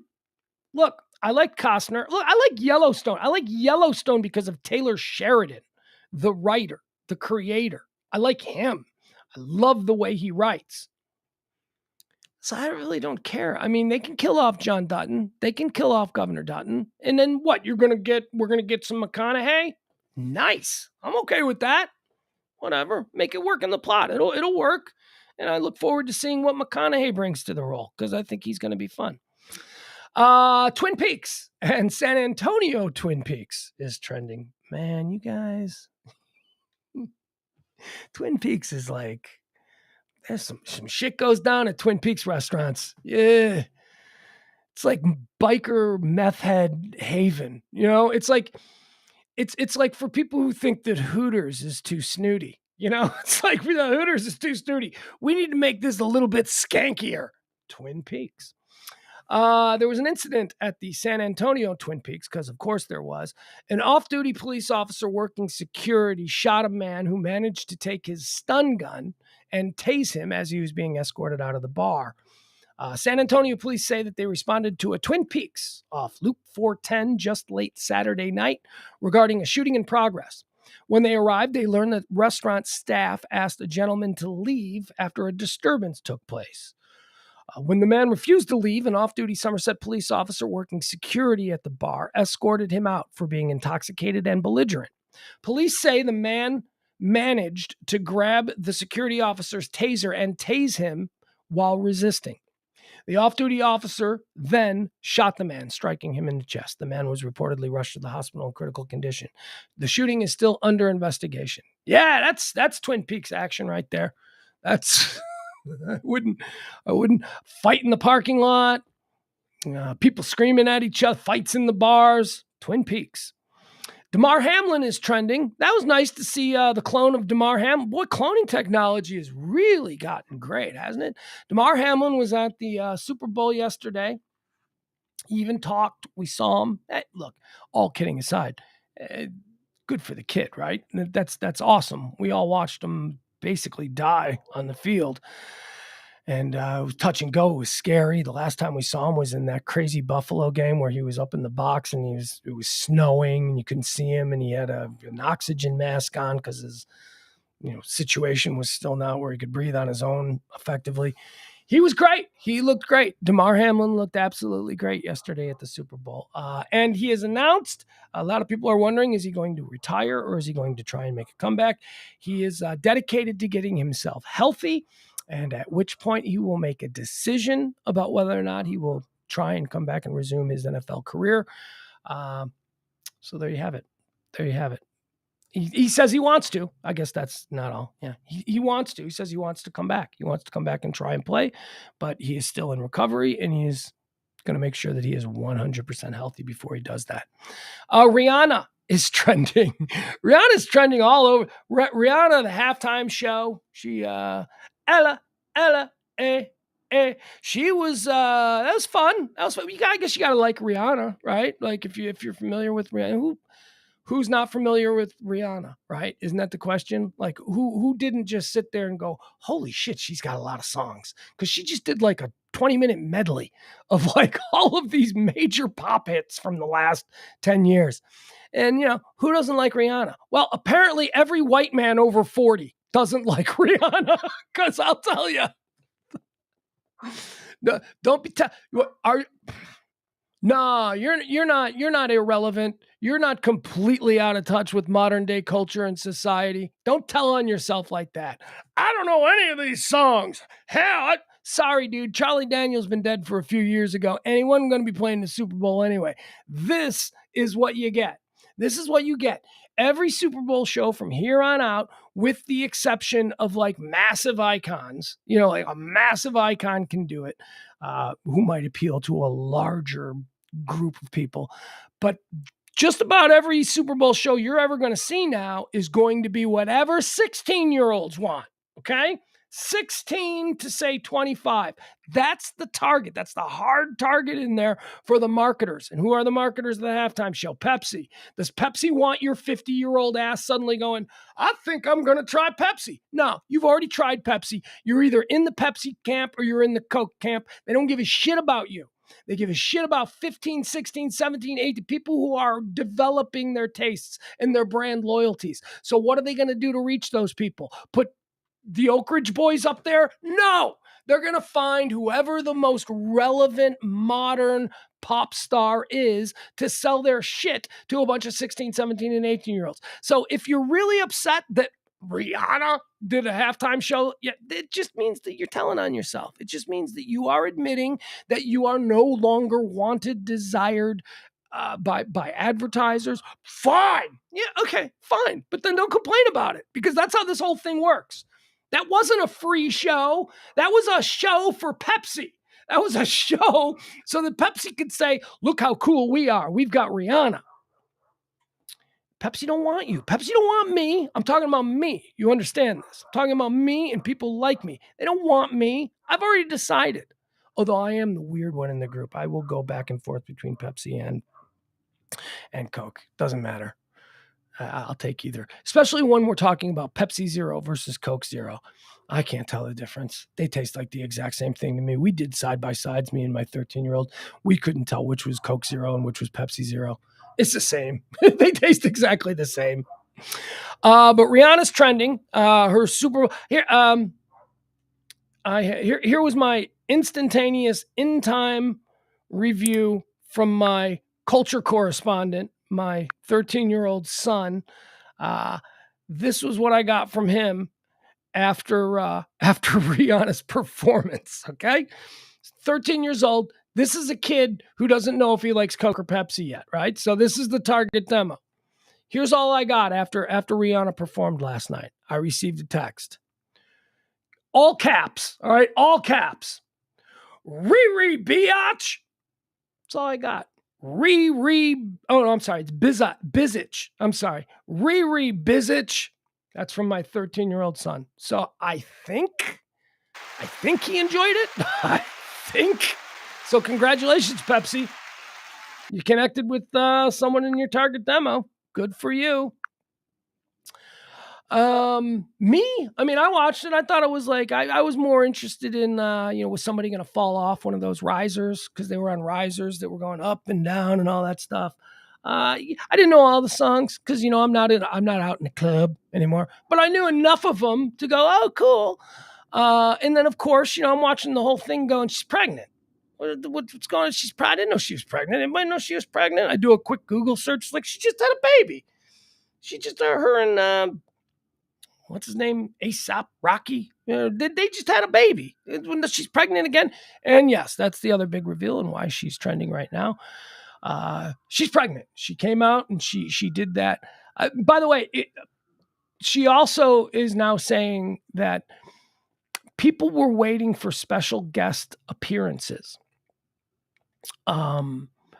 Because she said a couple of times in interviews before the performance, they said, will you be bringing anybody else up on stage with you? And her response was, yes, I will be bringing a surprise on stage. Someone will be appearing on stage with me and it'll be a surprise. So people were like, oh, who's it going to be? Who's she going to bring up? Is she going to bring up Eminem? Is she going to? No, she can bring up the baby that's in her. That's what she was talking about, that she was going to choose this moment to reveal to the world that she was in fact pregnant. So good for her, Rihanna. She is a queen. She is one of the greats. And, I sat on a street corner in front of the Staples Center with Rihanna once. This was, but just before she exploded, she was, I guess she was kind of known, but not super famous. We were doing our Grammys bit at the Grammys, and we were doing all of our interviews on, the days that lead up to the Grammys. Everybody goes to the Staples Center, and they have like a radio row, just like Super Bowl, where all the celebrities come and sit down and do interviews. And she had done that, and we were leaving. It wasn't over, but our shift was over. So we were leaving, and we were walking out, and we were in a group of people. We were in front of the Staples Center waiting for the light to turn red or turn green so that we could cross. And there were, some publicity. There were like 2 publicity people. And then there was like this little girl. And we noticed her because she was a little black girl and she was wearing a Confederate soldier's hat. She was, with the little crowd, like the little old timey Confederate soldier's hat. But that's not all. Carrying a bird cage with a bird in the cage, and she's standing there. And Dick Hunter was with me, and Dick Hunter goes, he goes, "Hey, that's Rihanna." And I'm like, "Oh yeah, okay, I've heard about her. She's coming." Like, she wasn't big. Chris Brown hadn't beaten her up yet. She hadn't had the big hits yet, but she was still somebody. And Dick goes, "That's Rihanna. Do you think I should sit down and explain to her about the hat that she's wearing?" I'm like, "I don't know. I think she's just making a fashion statement." But that's my run-in with Rihanna. She was tiny. That's what I remember. Tiny bird cage. Don't know why she had a bird cage. That's weird. No, never mind. I just had to pull myself back. I was like, I should just call Dick Hunter right now and see if he remembers that Rihanna story the same way, but we'll do it. Yeah, why not? Now that I've brought it up, he probably won't answer, but.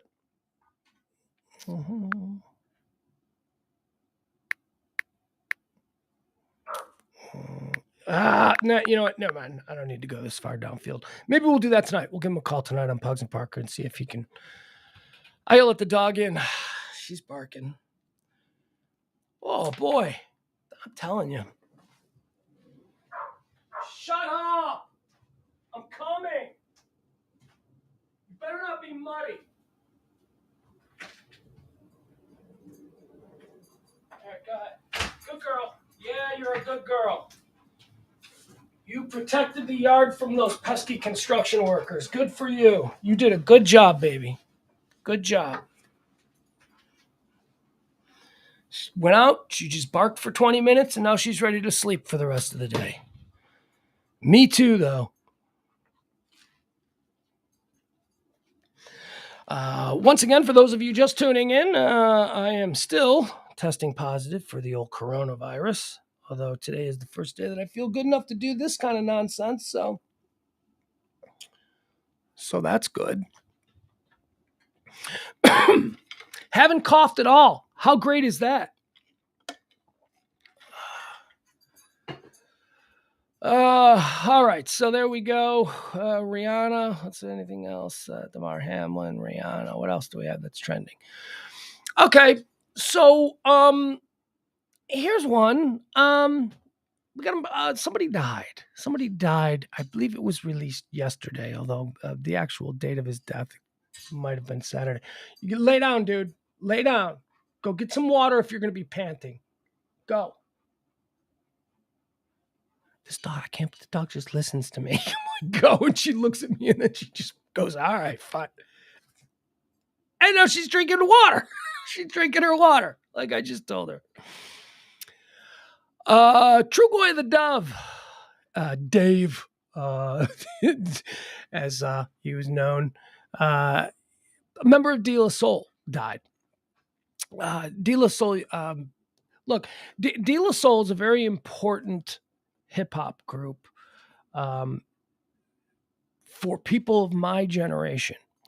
And it's because I think of De La Soul as the first hip-hop group that you would go to college party. Hey, what are you doing? All of a sudden she's digging on something. Just go lay down. You're killing me. This dog. You gotta lay down, kiddo. Don't look at me. She's just staring at it. Okay, I can't. All right. De La Soul was like the first hip-hop band that I remember hearing at college parties unironically. And unironically, I mean because we would go to college parties and it would be like, Bon Jovi, followed by REM, followed by Depeche Mode, followed by Guns N' Roses, and then some ironic NWA. And then, it was like that. It was like, bunch of like upper middle class collegiate white kids, playing F the Police, right? Ironic. De La Soul, however, especially 3 Feet High and Rising, what was the album? First hip hop album that I ever bought. That was the first one that I went, I'm gonna go buy that. That is some pretty good stuff. So they didn't really have much of a career as far as being mainstream or crossover success, with the exception of 3 Feet High and Rising, which was a monumental album, considered one of the greats, one of the more important ones. And also they were a part of the Native Tongues group collective of performers, which Tribe Called Quest, Queen Latifah, Moni Love. They were positive in the era, or in the era just after the gangsta boom of hip hop, where everything was gangsta, and everything was thug, and everything was let's F the police, that whole thing. There was this, and I won't call it hippie, because the members of De La Soul, they really recoiled at the idea of being called hippies. Like, man, we ain't hippies. But their whole attitude was more of optimism and positivity and, things that we can do that are good and that will move this vibe forward. It was all very positive. It all seemed very good and way more relatable to me and people like me. Oh, the dog.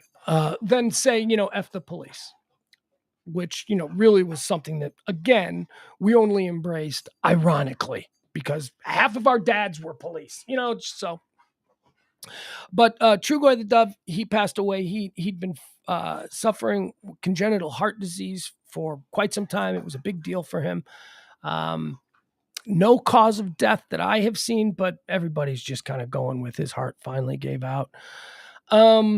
What else? De La Soul. So their careers were upended because of endless legal battles.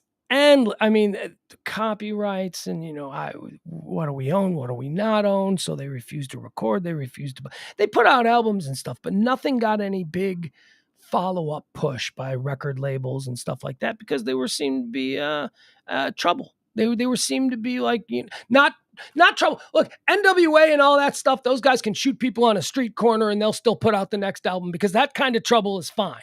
But the kind of trouble where you show up with a bunch of lawyers going, we want more money for that song that we wrote, that's the kind of trouble that gets your career upended. And that's the kind of trouble that De La Soul fell into. What was it? I guess the only song that like the average person might know is it Me, Myself, and I. Is that like their only really big? Gorillaz, remember, what was that? Feel Good Incorporated. There you go. 2006. All right, you got to go all the way up to like 2005, 2006. Gorillaz, the is that a Damon Albarn project? I don't know. It's like I don't have time to explain what the Gorillaz are. Anyway, their big hit, Feel Good Incorporated, features De La Soul. Features, I mean, the whole midsection, the actual vocals in that song is De La Soul. So that's a good song. Hopefully they made some money off of that. All right.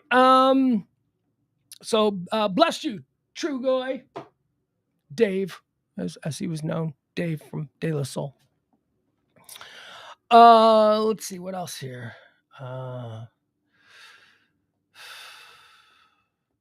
Adam says y'all didn't listen to Beastie Boys. Beastie Boys came out when I was like Licensed to Ill. I think that came out when I was maybe a sophomore in high school, maybe a little bit younger. Yeah, I guess you're right. I guess probably were some Beastie Boys mixed in there. Trying to think. I just always remember being like at a frat party or something and them playing like some Public Enemy or some NWA and thinking, all right, All right. These guys are all enjoying this, ironically. This is ironic appreciation. But that wasn't the case with De La Soul. De La Soul was a legit, like, type of music that they were, okay, all right, we like this. And it is 3 Feet High and Rising is the first hip hop album that I ever bought. Although now that I think about it, Licensed to Ill, I also own that on cassette. So maybe Licensed to Ill from Beastie Boys is the first one. But the first, like, as a grown up, as a college kid, as somebody who thought that they were, the leading edge of culture and someone who was just trying to be sophisticated, it was De La Soul. That was the first one that I bought. I even saw a Native Tongues tour in Chicago around like 1997, I want to say it was. And I think it was an XRT show. WXRT was a radio station. But I remember that featured Moni Love, De La Soul. It wasn't a Tribe Called Quest. It wasn't the full Tribe Called Quest, but there were members of that. Anyway, doesn't matter. All right, let's see here. Let's talk a little bit about the Super Bowl. So I made a little list here: Super Bowl ads and observations. Okay, so this is now. Last night as I was watching the Super Bowl, I was keeping this chart going in real time. I was just writing down as I saw them. I will tell you that my favorite commercial, I think it's my favorite commercial. It's a commercial that I like the best. But it was weird. But it was like, I'm like, is this weird or is this cool? I don't know. And it was the first commercial, and it was the E-Trade baby wedding. Did you see that? It was like the E-Trade baby. They brought the E-Trade baby back. Remember the E-Trade baby? They brought the E-Trade baby back, and the E-Trade baby getting married. And it was just, it made me feel weird, but it also made me go, all right, I'm going to think about this one. And I guess that's the purpose of an ad, to kind of stick with you, to not be completely disposable. So the E-Trade baby, I like that. Also, there was one of the Williams sisters. I don't know tennis. So I don't know if it was Serena or Venus. I'm guessing it was Serena because she's probably the more famous today.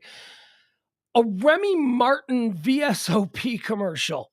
And they presented it almost like, are they trying to make this a sports drink? Are they trying to make Cavassier? Are they trying to make cognac? Are they trying to make Remy Martin a sports drink?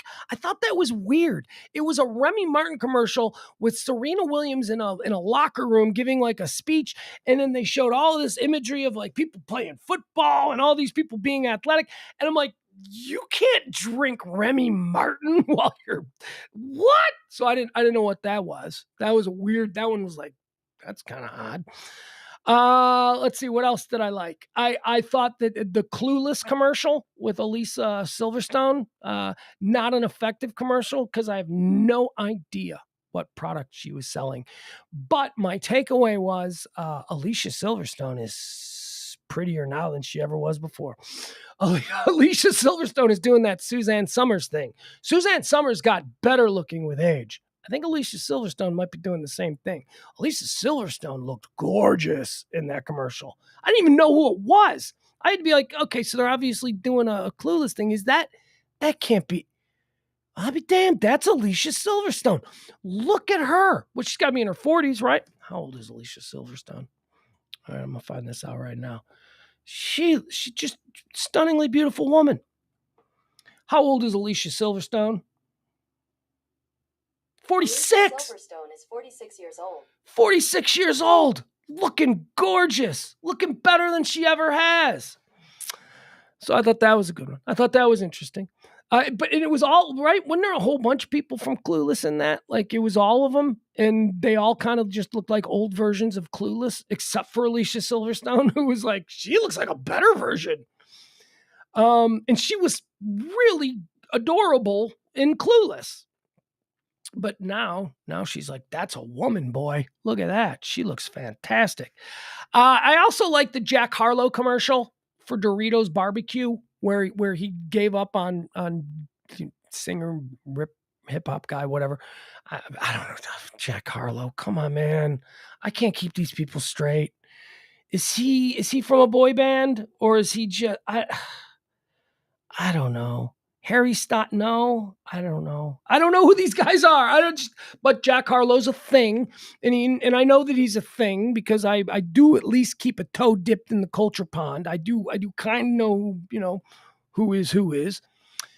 So that was a funny commercial where he gave up everything to become a triangle player. I thought that was funny. And then, of course, because he did it, the whole world embraced the triangle. And then, of course, he's sitting there at the Grammy Awards and Best Triangle Player of the Year. He's expecting to win, and it goes to Elton John. That was very funny. I thought that was a funny commercial. An interesting commercial. Very smart, very ballsy. This was the first year, folks, that other beers were allowed to advertise. In previous years, you may not even have noticed this, but in previous years, Bud Light, Anheuser-Busch controlled the Super Bowl, at least for the past 5 years or something. And this year, there was no exclusivity granted to any single beer company. So we had other beer ads. We had Miller ads. We had Bud. I don't even remember a Bud ad. They bring the frogs back. I don't know. That seems like that'd be an easy one. But the commercial that I liked was was it a bar fight over Coors and Miller, right? Wasn't that what it was? It was like, this is a Coors commercial. This is a Miller commercial. And these two guys drinking Coors or Millers, they're fighting. And then at the end of it, the last second, there's just a blue moon appears on the bar and it says, no, this is a blue moon commercial. And I'm like, you guys just spent like all your Super Bowl money promoting Coors and Miller, and you only gave your own product like 5 seconds at the end, which I understand how that works because you don't have to promote Coors and Miller. Everybody knows what Coors and Miller is. It's not like you're giving them anything. But it was kind of interesting. It was like Coors, Miller, and then nope, it's a blue moon commercial. So I thought that was good. Here's a random observation that I had. There were a bunch of commercials that featured a whole bunch of like cameos by celebrities. And I don't even know what commercial this is because I wasn't paying attention to the product because I was trying to figure out who these people were. So my observation is this. I know very few celebrities under 40 years old. I have no idea who these people are. Are they all Instagram stars? Are they YouTubers? I don't know who that. Obviously, they're being presented in this ad in a way that suggests that they are somebody, but I don't recognize who they are. I would probably have to sit there with my 13-year-old, and he can tell me exactly who all these people are. But that was not a feel good. That was when I went, oh, there's another reminder that I am totally irrelevant, that advertisers don't give a shit about what I connect with. It's just all going to be about, I don't know, whoever these new breed of celebrities are. Also, what was another good commercial that I liked? The Popcorners. Never heard of Popcorners. That's another thing with Super Bowl ads. You'll have these products advertised on the biggest stage imaginable, the Super Bowl commercial. And then you'll never see another ad for this commercial again. Like they blow their entire year's budget on one Super Bowl commercial. And boy, let me tell you, Popcorners, a product that I will probably never buy, Popcorners, they reunited like a whole bunch of they did the Breaking Bad commercial where the premise was that Walter White and Jesse were in the RV, whereas in the series they were making meth, but in this they were making an improved corn chip, right? And that was the Popcorners one. I thought that was pretty good. Crown Royal. I thought the Crown Royal ad with Dave Grohl, Thanks Canada, where he just talks about all of the things that Canada is responsible for that people don't know. What was the last one? Football. Thank you, Canada. And then he stops and he goes, look it up. Yeah, Canada invented football. We don't like to talk about that here in America, but it's true. What else? And then the Jesus commercials. I thought the Jesus commercials were really well done. I thought they were beautiful. I thought that there were a whole bunch, like the farmer's dog commercial, right? I fast forwarded through that. I'm sorry. I was sick and I wasn't feeling good and I didn't want to be moved, right? I didn't want to be moved during the Super Bowl. I was trying to stay awake and stay focused. There you go. All right. That's it, folks. That's pretty much it. Look at me. I've done basically almost a 2-hour show. I am so happy. I do want to mention a couple of things though. I don't know if we'll be able to talk about this with Parker tonight, but I wanted to talk about some of the things that I watched while I was sick. Oh, and by the way, tip the show, please help us out. It's a slow month. I missed a whole week. We're already behind the curve. Drop a little something, a little tip. You like the show today? Drop a little something in the Venmo or the PayPal. Would be greatly appreciated. Thank you. So first of all, during my sick, I binge watched all 3 seasons of Succession. I re-binged again, so that's now I've now seen every episode of Succession 3 times. I watched it in the original airing, then I re-binged it a couple of years ago, maybe not a year ago, I guess, before season 3 started, and then I just re-binged all 3 seasons. Ugh, so good, but I won't go on about that. Also, I started watching something yesterday, and I fell into a hole. And today, when I crawl back into bed after this, and probably sleep. God, I feel like I'm already going to go back to sleep. This coronavirus sucks, guys. This is just sucks. I mean, look, I know people who've died from it, so maybe I ought to shut up. But this is more of an irritation, just constantly being tired and having no energy. So anyway, today I'm gonna resume the hole that I fell into yesterday, and the hole that I fell into yesterday is a kind of movie, a genre of movie that there aren't many. There's maybe only 3 or 4. I mean, I've found 3. I'm looking to see if there's any more. They are the movie. It's a movie with actors, but they are presented in the form of a live, ongoing breaking news story. So almost in the vein of Orson Welles' War of the Worlds, where War of the Worlds tricked people into thinking that what they were hearing was real by inserting fake news reports inside of regular scheduled programming that would seem completely normal on the radio at that time.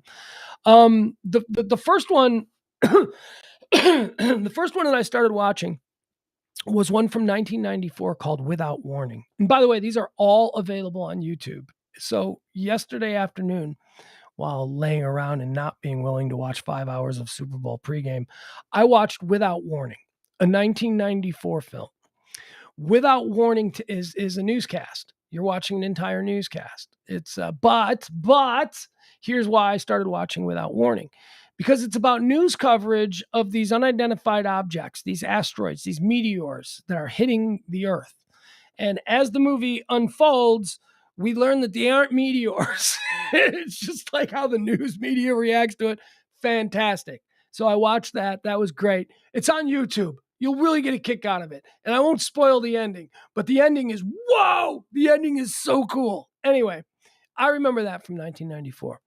Then there's another one in the genre that goes all the way back to 1984, which is one of my favorite television movies of all time. It's called Special Bulletin. I don't know if any of you guys remember Special Bulletin. Special Bulletin was another thing that was exactly like a newscast. Here, you know what? I bet you I can show this to you. Just to give you an idea of what I'm talking about, what this format is. I'm not going to show you the whole thing, obviously, but I will show you like what it looks like. Here. Oh, the full movie. Okay, all right. So here, this is the hole that I've fallen into, and now I'm going to. There's another one, Operation Looking Glass or something like that is something I'm going to finish watching because I started watching it last night and I just had to go to sleep. All right, so here you go. So the following program is a realistic depiction of fictional events. None of what you are about to see is actually happening. So this is what they look like. I don't even know what this genre is called, but I love this genre of filmmaking. And this one's funny because it's 1984, and a lot of the people playing news people, they went on to be actors. Like recognizable actors. All right, RBS, owning network. Watch the new Four Squares later today on most of these RBS stations. Yeah, it's like we're watching TV.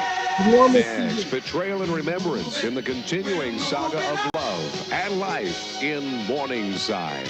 Move on up to RBS. They're interrupting. We interrupt our regular programming to bring you this special bulletin going from on here? RBS News. Good morning. This is Susan Miles in New York. There's a rapidly unfolding situation in Charleston, South Carolina this morning, where an unidentified group is holding 4 hostages on board a ship. Apparently, they are demanding to make a statement live over the RBS network. Megan Barkley is in Charleston and has more on that story. Susan, the situation began approximately All right, 1 so hour see, ago when the dudes in the Coast Guard background. attempted to board a vessel that had berthed at the wrong dock. All right, so I don't have to show you the whole thing, but that's Special Bulletin. That's my favorite one. And that's how they look. These are a genre of movie that makes you think you're watching an unfolding news story, and they never break character. There's never no off-scene narrative between producers going, "We can't put that on TV." No, everything is like you're just watching this news story. Fantastic. So I fell into that hole. Without Warning is great. Without Warning comes from 1994, and that's about that. That's just like the reason I watched Without Warning is because I remembered Without Warning, watching the coverage of the balloons, and we're shooting down these balloons, and I'm like, this is the plot of Without Warning. I wonder if Without Warning is available anywhere. And sure enough, full movie for free, no ads, right there on YouTube. So I watched Without Warning, and then I watched Special Bulletin. I was like, man, I want to watch Special Bulletin again. And then I found another one last night after the Super Bowl called Looking Glass, which is it's about the start of World War III. It's depicted again like a news one. Although that one has a couple of broken fourth wall. No, actually not true. That one has, I guess, what I would call is a couple dramatic scenes dropped in, so that it's not wall to wall. So for that reason, I'm like, that one's not as good. But Special Bulletin and Without Warning are freaking amazing. And they're available for free on YouTube. You want to watch something cool that's fun and looks real? There you go. All right, so that's not even what I want to talk about the thing that I watched that blew my mind. And I need you guys to watch it, and I need Parker to watch it, because I want to do an entire Pugs and Parker on this story, because this is one of the, I was fascinated. Okay, so there is a new Hulu, is it true crime? It's like, these true crime things like Making of a Murderer or whatever, these like docu-series. Anyway, this thing is in 3 parts. It's on Hulu, and it's called Stolen Youth, the Sarah Lawrence cult scandal or whatever. Sarah Lawrence College cult scandal. All right, so whatever. Anyway, just go to Hulu and look up Stolen Youth. It's 3 parts. They're 1 hour each. They're 1 hour each. Oh my God. I remember this story when it happened, and I remember going, well, that's the craziest story I've ever heard. I'd like to know more about that. And then I just moved on with my life. I totally forgot about it. Now here we are like a couple of years later, and it's like a 3-hour step-by-step. What the hell? Here's the story. I'll wet your beak with this, okay? So Sarah Lawrence, Sarah Lawrence College is? Sarah Lawrence College is a very, very, very famous liberal arts, liberal education, East Coast, rich people, almost Ivy League, but I don't think Sarah Lawrence is in the Ivy League. I don't think, but it's like one of those kinds of things where if you're like a fancy New Yorker and my daughter's going to Sarah Lawrence, you'll go, oh, people are impressed by that kind of thing. So it's a good school. It's a very good school. Smart kids. It's a smart school, smart kids. So Sarah Lawrence College. So here's the story. So a girl goes to Sarah Lawrence. She's living in an apartment with like her college roommates. They're all buddies. They're all friends. A couple of dudes, because it's progressive Sarah Lawrence, and a couple of dudes and girls, and there's no sex happening. And one of the dudes is like, not into girls. I'll just leave it at that. I think. I don't know. He never like comes out, but it's like in the interviews on this Hulu series, I'm like, okay, that dude doesn't like girls. Not that there's anything wrong with that. I'm just pointing that out as, I'm trying to paint a picture of what these characters are like. So this girl, she lives with her roommates, and her dad gets out of prison. Her dad, who's like a 50-something-year-old guy who's been in prison. And, hey, man, I need a place to crash. So he needs a place to crash. So fresh from prison dad is now crashing on the couch in these college kids' apartment at Sarah Lawrence College. And, they're all like, well, the penal system in this country has just been oppressing, blah, blah, blah. So they're all like, oh, we're doing our best to help rehabilitate this man. That kind of nonsense, right? Whereas any normal person would be like, I ain't having some recently released ex-con sleeping on the couch with a bunch of college girls. I don't think that sounds like a great idea, but that's me. And anyway, it went down and he lived there. And he lived there with them for like a long period of time. And one by one, this dude was able to get inside the heads of the roommates. And he started to act as like a psychologist for all the problems that these kids were having. And they've got everything. They've got tapes. You hear conversations that he's having with these kids. He basically like brainwashed them all and started a sex cult. With it's like fresh out of prison and he's living on his daughter's couch. There's a lot of unanswered questions about the daughter. Like at one point, we totally forget about Talia. Talia's the daughter. We totally forget about her. And she's like sort of marginalized out of the whole conversation because he's now sleeping with and cohabitating with his daughter's best friend. I think her name was Liliana or something. Anyway, he's living with her. He's like 55 and she's like 19. They're like having sex. And then he brings another one in. And now suddenly he's like got all this harem of like, you guys, and it all goes to shit, obviously, because we know the story. And then there's this whole other thing where when I say he's an ex-con, he's an ex-con for like white collar shit. Like he was a pretty well-connected dude. He was like his best friend was Bernie Kerik. I don't remember Bernie Kerik, the disgraced former chief of police or commissioner of the New York Police Department, Rudy Giuliani's right-hand guy, Bernie Kerik. He was like Bernie Kerik's best friend, and he turned rat on Bernie Kerik. And that's why Bernie Kerik went to jail. That's why Bernie Kerik got disgraced and, got caught up in all these controversies and scandals, because this is the dude that like turned rat on him. And then after he turned rat on Kerik, all of a sudden the feds started coming after him and he ended up in jail. So the whole time this is going on, he's convinced everybody that he has never done anything wrong. He is a freedom fighter for justice, and that's why he turned in his best old pal, Bernie Kerik, and that all of the trouble that he has been in and all the bad things that people say about him is just a campaign by Giuliani and Kerik to sort of, make his life miserable. Which I'm watching all 3 hours of this, and I'm blown away by how crazy the story is unfolding.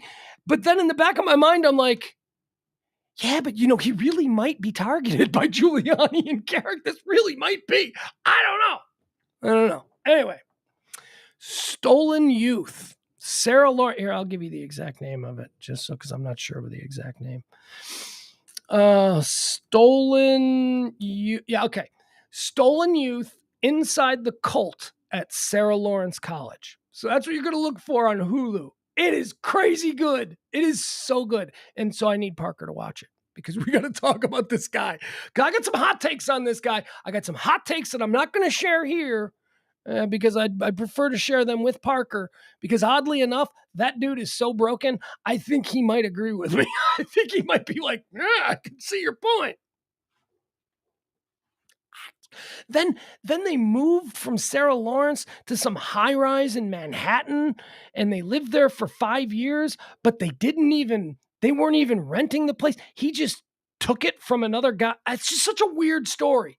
Like there's this like dude, Chen or something, Nick Chen. He was like a college professor somewhere. And he had this apartment in Manhattan and he let this dude stay there. And the dude didn't leave for 5 years. And then not only did he not leave for 5 years, he started running like a college girl sex cult out of this apartment for 5 years.